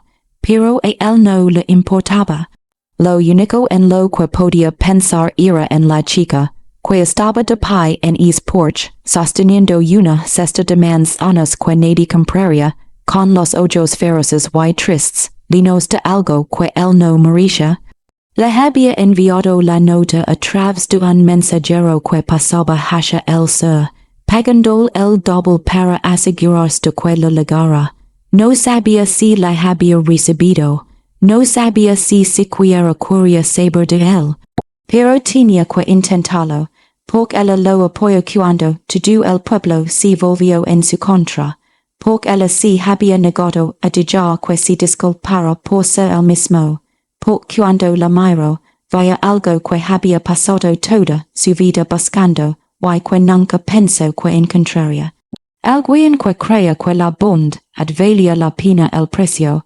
Ella vivo el fuego, haciendo que chispas se elevaran en espiral hacia la noche, y se hizo una promesa a sí mismo, él volvería, no de inmediato. No hasta que hubiera ganado lo suficiente para ayudarla a reconstruir su vida. No hasta que tuviera algo que ofrecer más allá de problemas y peligros. Pero él volvería. Y cuando lo hiciera, se aseguraría de que ella nunca volviera a estar sola. Es ano el invierno llegó temprano. La nieve caía en suaves y implacables oladas, cubriendo crestwood de blanco. Los cals se convirtieron en hielo. Los edificios se apinaron como animales asustados. Y el puesto de la niña desapareció bajo los montones de nieve, olvidado y sepultado. La mayoría de los días se quedaba en casa, cuidando de su padre y racionando la comida que Daniel había comprado con su dinero. Leía a la luz de las velas, remendaba ropa que ya había sido remendada una docena de veces, y trataba de no pensar en lo silencioso que se había vuelto el mundo. Pero todas las noches, antes de dormir, sacaba la nota. Está a salvo, estoy pensando en ti. Y susurró en la oscuridad, esperando de alguna manera, a través de todos esos kilómetros que él lo oirá. Yo también estoy pensando en ti. Afuera seguía nevando. Y en algún lugar de las tierras altas, un hombre con los ojos cansados trabajaba a pesar del frío, contando los días que faltaban para poder cabalgar de nuevo hacia el sur, hacia la redención, hacia casa. Hacia la chica que le había enseñado que la misericordia no era debilidad, era lo único por lo que valía la pena luchar. La primavera ligo lentamente a reganadientes, como si no estuviera segura de que el mundo la mereciera. La nieve se derritió a parches, dejando al descubierto hierba seco y barro helado. Los arroyos crecieron con el agua, impetuosos y ruidosos. El air olía a tierra, a hilo y a algo crudo, algo inacabado. La niña estaba de pie junto a la ventana de la cabana, observando cómo el mundo se descongelaba. Y se preguntó si Daniel estaría mirando el mismo cielo en algún lugar lejano. Habían pasado 4 meses desde que se había marchado. 4 meses de silencio interrumpidos únicamente por 2 notas más. Mensajes breves y cuidadosos entregados por ciclistas que evitaban su mirada. Cada uno decía lo mismo con distintas palabras: estoy viva. Estoy trabajando, no he olvidado, pero no había regresado. Y con cada semana que pasaba, la niña sentía que la esperanza dentro de ella se debilitaba, se tensaba demasiado, a punto de romperse. La salud de su padre se había estabilizado durante el invierno, pero ahora estaba más débil, como si hubiera envejecido. La fiebre la había arrebatado algo que la medicina no podía reponer. Pasaba la mayor parte de los días junto al fuego, envuelto en mantas, mirando fijamente los lomos como si estos guardaran respuestas que no alcanzaba a comprender. El pueblo los había dejado en paz en su mayor parte. Se acabaron los carros rotos, se acabaron las notas amenazantes, solo silencio. El frío y deliberado silencio de quienes habían decidido que no existías. La chica había dejado de intentar vender unas hachas semanas. No tenía sentido, en cambio, aceptaba trabajos de costura, remendando ropa rota y mantas para las pocas personas que aún la compraban. No era mucho, pero les alcanzaba para cama. Apenas había aprendido a vivir con sencillas. A decir menos, a no esperar nada. Pero algunas mañanas, cuando la luz entraba por la ventana de la manera adecuada, todavía se encontraba escuchando el sonido de los cascos. El pueblo despertó el primer día de abril con el sonido de los caballos. No uno ni dos sino dosnas. La muchacha los oyó desde dentro de la cabana, un trueno sordo que resonaba en la cal principal, constante y decidido. Dejó la camisa que estaba remendando y se acercó a la ventana. Una procesión avanzaba por Crestwood, carros, jinetes, hombres con abrigos oscuros que llevaban papeles y libros de contabilidad. Al frente, sobre un alto caballo gris, cabalgaba una figura que reconoció incluso a la distancia. Daniel, su corazón se detuvo, se sentó erguido en la silla, con el sombrero calado hasta los tobillos y el abrigo nuevo y impecable. Se veía distinto, no solo mea, aunque los meses la habían dejado nuevas arrugas alrededor de los ojos. Persia sereno, como alguien que había tomado una decisión y ya no quería huir de ella. La procesión se detuvo en la plaza del pueblo. La gente salía de los edificios, atraída por el ruido y el espectáculo.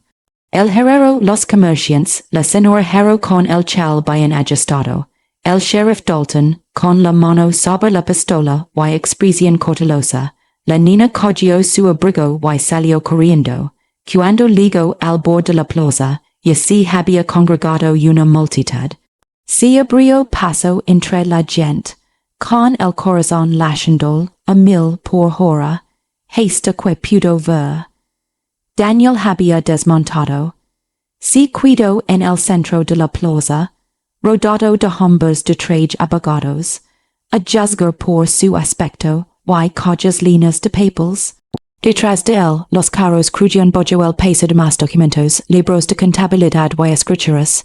El alcalde dio un paso al frente, con el rostro tenso por la confusión y la sospecha. ¿Qué significa esto, Wilmore? Daniel lo miró, tranquilo y sereno. Estoy aquí para arreglar las cosas. Un murmullo recorrió la multitud. ¿Qué cosas? Preguntó el alcalde. Daniel C. Gyro y dirigendos a la multitud, con voz clara y firm dijo, Hace 4 meses estuve en el salón y les conté la verdad sobre mi familia. Sobre como amasaron su fortuna con tierras robadas y vidas destrozadas. Algunos me creyeron, la mayoría no. La multitud se removió incomoda. No te culpo por eso continuó Daniel. Los palabras se los leva el viento. Cualquiera puede levantarse y hacer acusaciones, pero yo quería ofrecer algo más que palabras. Hizo un gesto hacia los vagons que estaban detrás de él. Estos son los documentos, cada escritura, cada contrato, cada papel que mi padre firmó para tomar tierras que no eran suyas. He pasado los últimos 4 meses localizándolos, verificándolos, asegurándome de que serían válidos en cualquier tribunal del territorio. El sheriff dio un paso al frente, entrecerrando los ojos. ¿Por qué? Porque estoy disolviendo el patrimonio de Wilmore. El silencio inundó la plaza como una ola. Daniel dijo que las cosas se comerán y luego continuó. Cada acre que mi familia tomó mediante fraud o fuerza está siendo devuelto a sus legítimos dueños. Cada duda que tenían sobre la gente está siendo perdonada. Cada contrato firmado bajo cocción es nulo. El rostro del alcalde palideció. No puedes hacer eso. Y lo has dicho Daniel con voz dura, casi como de acero. Los papeles se presentaron la semana pasada. Es legal, es definitivo, y mi familia no puede hacer nada para impedirlo. Pero el dinero se ha ido dijo Daniel mirando a su alrededor en la plaza, cruzando miradas, regale la mayor parte. El resto lo use para pagar abogados y localizar a las familias que mi padre destruyó. No queda nada más que tierras, y los estoy devolviendo, la multitud estalló en jubilo.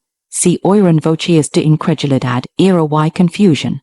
Algunos gritaban preguntas, otros discusión entre sí. El sheriff parecía querer arrestar a alguien, pero no lograba identificar a quién.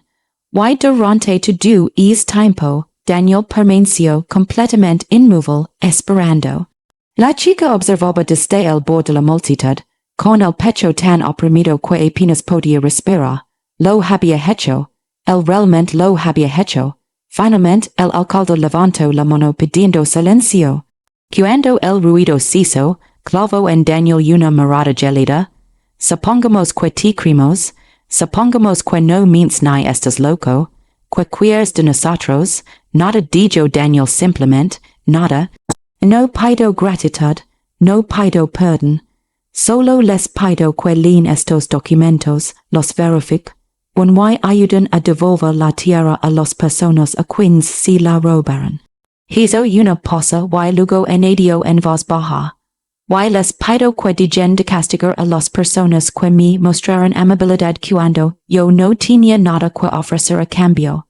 Sus ojos se encontraron con los de la chica al otro lado de la multitud. Se le cortó la respiración, a su alrededor la gente se volvía a mirar, siguiendo su mirada. Ella sencha sus miradas como marcos en la piel. La expresión del alcalde se ensombreció. ¿Te refieres a la chica de los manzanas? Me refiero a una mujer que ofreció ayuda a un desconocido durante una tormenta dijo Daniel con voz dura. Que no hizo nada malo, salvo tratar a otro ser humano con decencia, y que ha sido castigada por ello cada día desde entonces. Volvieron a seguirme malos ahora inciertos. Daniel dio un paso al frente y sacó un documento doblado de su abrigo. Esta es la escritura del huerto de Wilmore. 60 acres de manzanas al borde del val. Mi padre los plantó hace 20 años en tierras que le robó a la familia Mercer. Mostró el documento para que todos pudieran verlo. Si lo ofrezco a la señorita. Hizo una pausa, dándose cuenta de que no sabía su apellido. Ellis llamó con voz débil, Sarah Ellis. Para la señorita Sarah Ellis continuó Daniel. Como una sociedad, ella administrará el huerto, contratará trabajadores y venderá la cosecha. La mitad de los ganancias serán para ella.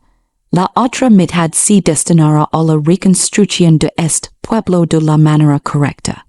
La plaza cuido en silencio, será lo miro fijamente con la mente dando vueltas, un huerto, 60 acres, un futuro, no lo entiendo su zero.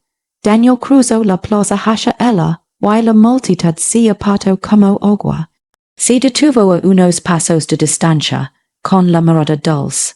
Me enseñas lo que significa la riqueza dijo en voz baja. No es dinero, no es tierra. Es poder mirar al espejo, y saber que hiciste lo correcto por los demás. Me diste eso cuando no tenía nada. Dejame dar esto, la ardía la garganta, no pudo. Pudes dijo con voz suave pero firme.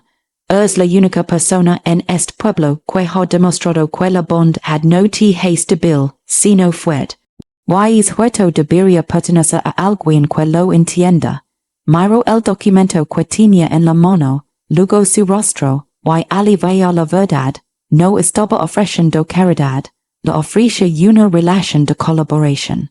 Respeto, una oportunidad para reconstruir. Yo no solo su vida, sino algo más grande. Lentamente, extendió la mano y tomó la escritura. Le temblaban las manos mientras la desdoblaba, leyendo las palabras que transferían la propiedad. Del huerto a Sarah Ellis y Daniel Wilmore, socios iguales a perpetuidad. Israel Suzero, Israel confirmó. A su alrededor, la multitud comenzó a dispersarse, la ira se desvanecía, reemplazada por algo más, incertidumbre, curiosidad y, en algunos rostros, el primer atisbo de vergüenza. El herrero intervino con voz ronca. Y que hay de nosotros, de aquellos a quienes les arrebataron sus tierras. Daniel C. Gyro, revisa los carros, busca tu apellido. Si te robaron tus tierras, la escritura está ahí dentro, libro de gravamines. La gente se abalanzó hacia adelante, empujando los vagones y rebuscando entre los coches de documentos. Se oyeron voces, algunas de júbilo, otras de incredulidad. Se gritaron nombres, se revivaron viejos rencores. La chica lo presenció todo, con el documento apretado contra su pecho y el corazón latiendo con fuerza. Daniel se acercó, hablando en voz baja para que solo ella pudiera oírlo. Siento que haya tardado tanto. Regresas dijo, eso es lo que importa. Dije que lo haría, lo sé dijo ella mirándolo con los ojos brillantes, pero no estaba segura de creerlo. Entonces algo pasó entre ellos, algo silencioso, intenso y frágil. Créelo ahora dijo en voz baja, la reunión del pueblo aquella noche duró hasta el amanecer, la gente gritó, discutió, loro, se reabrieron viejas heridas, surgieron nuevas preguntas, pero poco a poco, con dolor, la verdad salió a la luz. Los documentos de Daniel eran auténticos, la tierra había sido robada, y ahora estaba siendo devuelto, no todos estaban contentos. Algunas de las familias más ricas los que se habían beneficiado de los negocios de los Wilmore argumentaron que las transferencias no eran legales, que Daniel no tenía la autoridad, pero los abogados que había contratado lo impidieron rápidamente. Toda la documentación se había presentado correctamente. Se habían cumplido todos los requisitos legales. La herencia se disolvió, las tierras se redistribuyeron, se hizo. Al amanecer, la plaza estaba llena de papers y gente exhausta. El alcalde estaba sentado en los escalones de la tienda, con la cabeza entre las manos. El sheriff, apoyado en un post, fumaba un cigarrillo con expresión indescifrable. Y Sarah permaneció al borde de todo aquello, observando cómo el sol salía sobre el val, con el documento aún en sus manos. Daniel le encontró allí. Deberías descansar un poco, dijo, negó con la cabeza. No creo que pudiera dormir aunque lo intentara. Sonrió, cansado pero sincero, yo tampoco. Permanecieron en silencio un instante, observando cómo la luz se extendía por las colinas. ¿Qué va a pasar ahora? Preguntó Sarah. Ahora trabajamos, dijo el mirándola. Si on quieres, si no será fácil. El huerto ha estado abandonado durante años. Llevará tiempo recuperarlo. No le tengo miedo al trabajo. Lo sé, dijo con voz suave. Por eso presenté ella lo miro con el pecho oprimido por algo que no podía definir, gratitud, esperanza, algo más profundo, gracias susurro, no me des las gracias dijo él, girandos para mirarla de frente. Me salvas la vida Sarah, no solo aquel día bajo la lluvia, cada vez que pensaba en rendirme, en volver atrás, en aceptar que el mundo estaba roto y que no podía hacer nada, pensaba en ti, en como te mantu, viste firme en medio de la tormenta y te negaste a rendir. Eso fue lo que me dio fuerzas para seguir adelante. Si le cortó la respiración. Así que no me des las gracias repitió. Meja, construimos algo juntos, algo bueno. Ella asintió, con la garganta demasiado cerrada para hablar. Y mientras el sol ascendía, teniendo de oro el val, ali permanecieron uno al lado del otro. Dos personas que habían sido destrozadas por la crueldad del mundo. Dos personas que, a pesar de todo, habían elegido la bondad. Dos personas que estaban a punto de demostrar que la misericordia no era debilidad. Fue la base de todo lo que valía la pena construir. Las semanas que siguieron fueron un torbellino de trabajo y asombro. Daniel y Sarah cabalgaron juntos hasta el huerto, tomando el largo camino que atravesaba el val. Los árboles eran silvestres descuidados, con ramas enmarañadas y repletas de madera muerta. Pero bajo ese abandono, Sarah pudo vislumbrar la estructura de algo hermoso. Hará falta una temporada completa para que vuelvan, dijo Daniel, caminando entre las filas, tal vez dos. Entonces tenemos tiempo, respondió Sarah. Contrataron trabajadores gente del pueblo que había perdido sus tierras o sus empleos, que necesitaba una segunda oportunidad como la que había necesitado Sarah. Juntos podaron los árboles, limpiaron la maleza y repararon los viejos canales de riego. El padre de Sarah, ahora más fuerte gracias a la buena comida, y con un propósito claro, venía a ayudar cuando podía. Se sentaba bajo los árboles, ofreciendo consejos y contando historias de Antonio, cuando huertos como este cubrían el val. Y poco a poco los árboles comenzaron a responder, aparecieron brotes en las ramas, se desplegaron hojas verdes, y cuando llegó el verano, se abrieron las primeras flores, blancas, delicadas y llenas de promesas. Y una mañana, Sarah se paró debajo de ellas, con el rostro alzado hacia la luz que se filtraba entre los pétalos, y sintió algo que no había sentido en años. Paz. Daniel le encontró allí, con las manos manchadas de tierra, y la camisa remangada hasta los codos. ¿En qué estás pensando? Es precioso, dijo. No puedo creer que esto sea real. Es real, dijo él de pie junto a ella, siguiendo su mirada hacia arriba, y esto es solo el comienzo. Ella lo miró y, por primera vez, se permitió ver lo que había estado creciendo. Entre ellos durante todos esos meses, algo cuidadoso, algo ganado con esfuerzo, algo que se sentía como en casa. Daniel dijo en voz baja. Él se volvió hacia ella, y en sus ojos ella vio reflejado lo mismo. Reconocimiento, comprensión, y la silenciosa y feroz certeza de que algunas cosas merecen cada dificultad, que se ponía alcanzarlas. Sí, dijo, ella sonrió, me alegro de que hayas vuelto. Yo también, dijo, y cuando llegó la lluvia aquella tan suave y cálida, nada que ver con la tormenta que los había unido se quedaron bajo las flores y dijeron que la lluvia los cubriera. Dos personas reconstruidas por la bondad, dos personas que habían aprendido que la mayor fortuna no era el oro. Se trataba de encontrar a alguien que viera tu valía cuando el mundo había decidido que no valías nada. Estaban juntos bajo la lluvia y negándose a soltarlo. Los años pasaron como pasan las estaciones, lentamente al principio, luego de golpe, hasta que levantas la vista y te das cuenta de que el mundo ha cambiado a tu alrededor mientras estabas ocupado viviendo en él. El huerto creció, no rápidamente, no fácilmente, sino con constancia, con tenacidad, como hacen las cosas buenas cuando se los cuida con esmero. Sara caminaba ahora bajo la luz del amensa, con el vestido rozando la hierba aún húmeda de rocío.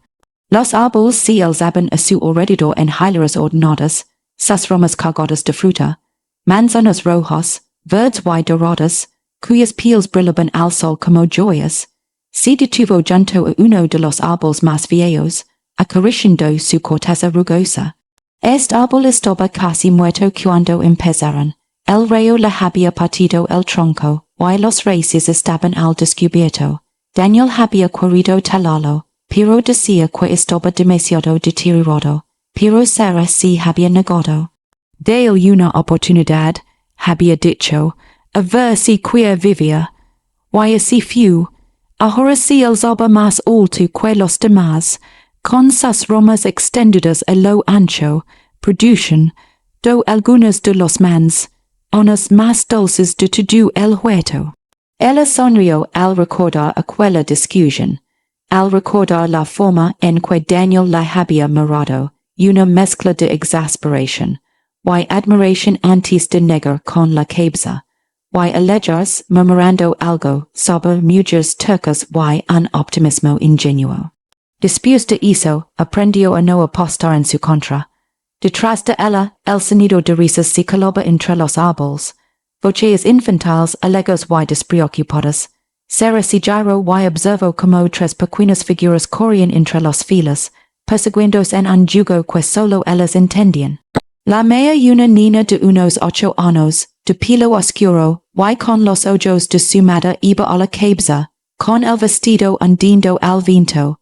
Los dos pequeños, gemelos con la mandíbula fuerte y la sonrisa fácil de Daniel, la seguían de cerca, chillando de alegría. No tan cerca de la carretera, gritó Sara. Sí, mamá, gritó la niña, mientras dirigía a sus manos hacia el centro del huerto. A Sara se lo oprimió el pecho con una felicidad que aún a veces la sorprendía. Una felicidad en la que había dejado de creer durante aquellos años fríos en los que sentía que el mundo se le venía encima. Nunca había pensado que esta vida fuera posible, un hogar, hechos, un huerto que se extendía a lo largo de 60 acres de tierra que en realidad le pertenecían. Pero ahí estaba, real, sólida y suya. Te has levantado temprano. Se giró y vio a Daniel acercándose. Su camisa ya estaba polvorienta por el trabajo de la mañana y llevaba un cubo en la mano. Había estado revisando los tuberías de riego para asegurarse de que el agua llegara a todos los árboles antes de que apretara el calor. No podía dormir, dijo, pensamiento, recordando. Dejó el cubo en el suelo y se puso a su lado, siguiendo su mirada hacia los niños que jugaban a lo lejos. Buenos o malos recuerdos, ambos, ella lo miró de reojo, en su mayoría bien. Ella sintió, comprendiendo sin necesidad de más explicaciones. Eso era una de las cosas que a ella le encantaban de él, la forma en que había aprendido a interpretar sus silencios, la forma en que sabía cuando presionar y cuando simplemente está presente. A tu padre le habría encantado esto, dijo en voz baja. A Sara se le hizo un nudo en la garganta. Su padre había fallecido hace 3 años, mientras dormía, con el sonido de la huerta fuera de su ventana. Había vivido lo suficiente para ver la primera cosecha de verdad, para abrazar a sus nietos, para saber que la vida que había decidido para su hija se había hecho realidad. Ella visitaba su tumba cada semana, una sencilla lápida bajo el mans, uno más viejo del huerto, el que habían plantado juntos aquella primera primavera. Lavaba flores cuando florecían, unas cuando maduraban, y historias sobre los hechos a los que él habría adorado. Le encantaba, dijo ella, todos los días. Daniel le tomó la mano, entrelazando sus dedos con los de ella. Su palma era calosa, cálida, familiar. Ella le apretó la mano, agradecida por su peso a su lado. Deberíamos empezar la cosecha la semana que viene dijo tras un momento. Los verdades tardías están casi listas. La semana que viene excedió. Hablar con el equipo mañana. El equipo había crecido con los años. Lo que había comenzado como un panadero de trabajadores, gente que Daniel y Sarah habían contratado del pueblo, gente que necesitaba una segunda oportunidad si había convertido en algo más grande. 20 familias ahora vivían del huerto, trabajando la tierra, gestionando la cosecha, y ayudando a cuidar los árboles. Sarah se aseguró de que les pagaran un salario justo, se aseguró de que sus hijos fueran a la escuela, se aseguró de que nadie pasara hambre ni se quedara sin techo. Por recordaba lo que se sentía al estar bajo la lluvia sin nada. Y se había prometido a sí mismo que nunca dejaría que nadie más se sintiera así si podía evitarlo. Thomas pasó ayer, dijo Daniel, dijo que el mercado de Silver Creek quiere duplicar su pedido. Podemos lograrlo si el tiempo acompaña. Miró al cielo despejado y azul, debería ser un buen horno. Sarah asintió, pero su mente estaba en otra parte. Pensaba en cómo el huerto se había convertido en algo más que un negocio. Se había transformado en una comunidad. Un lugar donde la gente venía no solo a trabajar, sino a sentirse parte de algo. Pensó en la señora Hero, que una vez cruzó la calle para evitarla, y que ahora la traía pan fresco todos los domingos. Pensó en el hijo del herrero, que unos atrás la había tirado barro al carro, y que ahora cortejaba con torpeza y sinceridad a uno de los trabajadores del huerto. Pensó en el sheriff Dalton irritado, que a veces se sentaba en el porche de la casa principal, fumando su pipa y contando las historias a los niños. La ciudad había cambiado, no de la noche a la mañana, no fácilmente, pero poco a poco, a medida que el huerto crecía y la gente veía lo que la bondad podía construir, comenzaron a ablandarse, comenzaron a recordar que la misericordia no era debilidad. Que a veces lo más valiente que podías hacer era ayudar a alguien que no tenía nada que ofrecer a cambio. De que te ríes, preguntó Daniel, no se había dado cuenta, solo, esto todo. Le atrayó así dando un beso en la sien. Yo también, la cosecha llegó la semana siguiente, como estaba previsto, el huerto estaba lleno de gente, trabajadores que se movían entre los hileras con cestas y escaleras, niños que corrían entre los árboles y gritaban cuando encontraban los manzanas más grandes. El air olía a fruta, tierra y sudor, y el sonido de voces y risas resonaba por todo el val. Sarah trabajaba junto a los demás, con los mangas remangados y el pelo recogido. Iba de árbol en árbol revés, ando la fruta para asegurarse de que no se desperdiciara nada. Daniel trabajaba cerca, subiendo collas líneas a los carros con movimientos ágiles y precisos. Levaban siete unos haciéndolo juntos, y cada uno se sentía como un pequeño milagro. Al anochecer, los carros estaban cargados, la fruta clasificada y empaquetada. El equipo se reunió en el claro cerca de la casa principal, donde se habían dispuesto mesas con comida y bebida. Y era tradición, después del primer día de cosecha, comían juntos. Sarah permanecía al margen del grupo, observando cómo la gente llenaba sus platos, cómo los niños se perseguían alrededor de las mesas, cómo Daniel se reía de algo que dijo uno de los trabajadores. Sintió una presencia a su lado y se giró para ver a Emma, una de las muchas jóvenes que trabajaban en el huerto. Lavaba un bebé en brazos, una niña pequeña con ojos grandes y puños regorditos. Gracias por esto, dijo Emma en voz baja. Por todo, Sarah negó con la cabeza. Te lo has ganado. Trabajas más duro que nadie.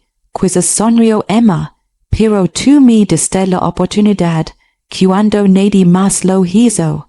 Sarah recordaba el día en que Emma apareció, con apenas 18 años, embarazada y aterrorizada, preguntando si había trabajo.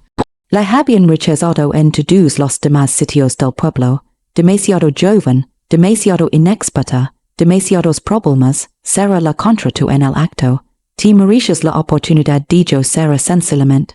Los ojos de Emma brillaron, cambió a la bibedicadero y extendió la mano apretando la de Sara, mi hija crecerá conocen, do tu nombre, sabiendo lo que hiciste por nosotros, me aseguré de ello, a Sara le ardía la garganta. Si encogió de hombros, incapaz de hablar, y observó cómo Emma se reincorporaba a la multitud, Daniel aperció a su lado, rodándola con un brazo por la cintura, estás bien, ella asintió, parpadeando con fuerza. Solo pensaba en lo lejos que hemos llegado. Bastante lejos, asintió. Ella se apoyó en él, recostando la cabeza en su hombro. ¿Alguna vez lo echas de menos? Tu antigua vida, no. Ni siquiera un poquito. Se quedó callado un momento y luego dijo, a veces pienso en cómo habría sido todo si me hubiera cuidado, si nunca me hubiera ido, si simplemente hubiera aceptado que el mundo era como mi padre decía que era. Y me doy cuenta de que habría tenido todo lo que creía decir. Dinero poder un nombre respetado, la miro, pero no habría tenido esto, no te habría tenido a ti, si le cortó la respiración. Ese que no dijo en voz baja, no lo eco de menos, ni por un segundo, alzó la mano, le tocó la cara y lo besó, lento y deliberado, saboreando la sal de su piel, la calidez de su aliento. Cuando se separaron, sus ojos eran dulces. Te amo, dijo, lo se sonrió, yo también te quiero. Esa noche después de que los niños se acostaron y la casa estuviera en silencio, Sara se quedó en el porche mirando hacia el huerto. La luna estaba llena, teniendo todo de plata. Los árboles se yerguen como centinelas, sus ramas meciendo suavemente con la brisa nocturna. A lo lejos, un bujo alulaba con un sonido bajo y melancólico. Pensó en la niña que había sido hace tantos años. De pai bajó la lluvia con una cesta de manzanas, desesperada y sola, sin saber si su padre sobreviviría a la noche. Esa chica se habría reído si le hubieras dicho que era su futuro. Te habría llamado mentiroso. Habría dicho que el mundo no funciona así, que la bondad no da frutos, que la misericordia es solo otra palabra para la necesidad, pero se habría equivocado. Porque allí estaba Sara en una casa de su propiedad, en una tierra que había ganado, rodeada de gente a la que amaba y que la amaba a ella. Y todo comenzó con un acto de bondad, un desconocido en medio de la tormenta. Un momento en el que eligió la compasión en lugar del miedo. Daniel salió al porche junto a ella, con dos tazas de té en las manos. Le ofreció una, y ella la aceptó, envolviendo sus dedos en la calidez del té. ¿En qué estás pensando? Preguntó, la lluvia dijo, el día que nos conocimos, sonrió, la peor tormenta que he atravesado en mi vida, lo mejor que me ha pasado en la vida. Él la miró sorprendido. De verdad, dijo ella mirándolo a los ojos, porque eso te trajo a ti, y tú trajiste todo lo demás, creo que lo tienes al revés dijo en voz baja. Tú eres quien construyó todo esto. Lo construimos corrigió, juntos, asintió lentamente, juntos. Allí estaban, bajo la luz de la luna, tomando té, observando cómo el huerto se mecía y respiraba bajo las estrellas, y Sara pensó en el legado. Sabe lo que dijeron otros cuando se fueron, no sería dinero, no sería un nombre grabado en piedra, sería este huerto, esta gente, estas vidas a los que habían tocado, cambiado y dado esperanza, sería el saber que la bondad no es debilidad. La misericordia era la única monda que importaba. Que a veces lo más valiente que podías hacer era quedar bajo la lluvia y negar a mirar hacia otro lado. Gracias Susero. Daniel Lamiro de Riojo. Paraque por haber regresado, por habers quedado, por haber elegido esta vida. De yo la taza y le atrajo hacia si, rodándola con sus brazos. Ella se apoyó en él, sintiendo el latido constante de su corazón contra su mejilla. Lo elegiría 1000 veces, le dijo al oído, siempre, y ella lo creyó. Porque habían pasado 7 años demostrándoselo el uno al otro. 7 años de lluvia, sol, trabajo duro y cosecha. 7 años construyendo algo que les sobreviviría a ambos. 7 años de amor. La cámara se aleja lentamente, el porche se hace cada vez más pequeño, la casa se desvanece en el paisaje, el huerto se extiende bajo la luz de la luna, hectárea tras hectárea de árboles cargados de fruta, cuyas hojas susurran con la brisa nocturna. A lo lejos, una luz brilla en una de las cabanas de los trabajadores. Un perro ladra una vez y luego guarda silencio. El viejo vuelve a oírla, y otro le responde al otro lado del val. Y por encima de todo ello, el sonido del viento moviéndose entre los ramas, llevando consigo el aroma de las manzanas, la tierra y la lluvia que aún está por llegar. El mundo sigue girando, las estaciones cambian. Pero algunas cosas permanecen: bondad, misericordia, la firme convicción de que las personas merecen ser salvadas. Y dos figuras en un porche, abrazadas a la luz de la luna, con el té enfriándose y el corazón lino. No porque la vida les diera todo lo que querían, pero porque decidieron dar todo lo que tenían, el uno al otro, a la tierra, para quien lo necesitara. Como aquella vez que una niña le dio una manzana a un desconocido bajo la lluvia.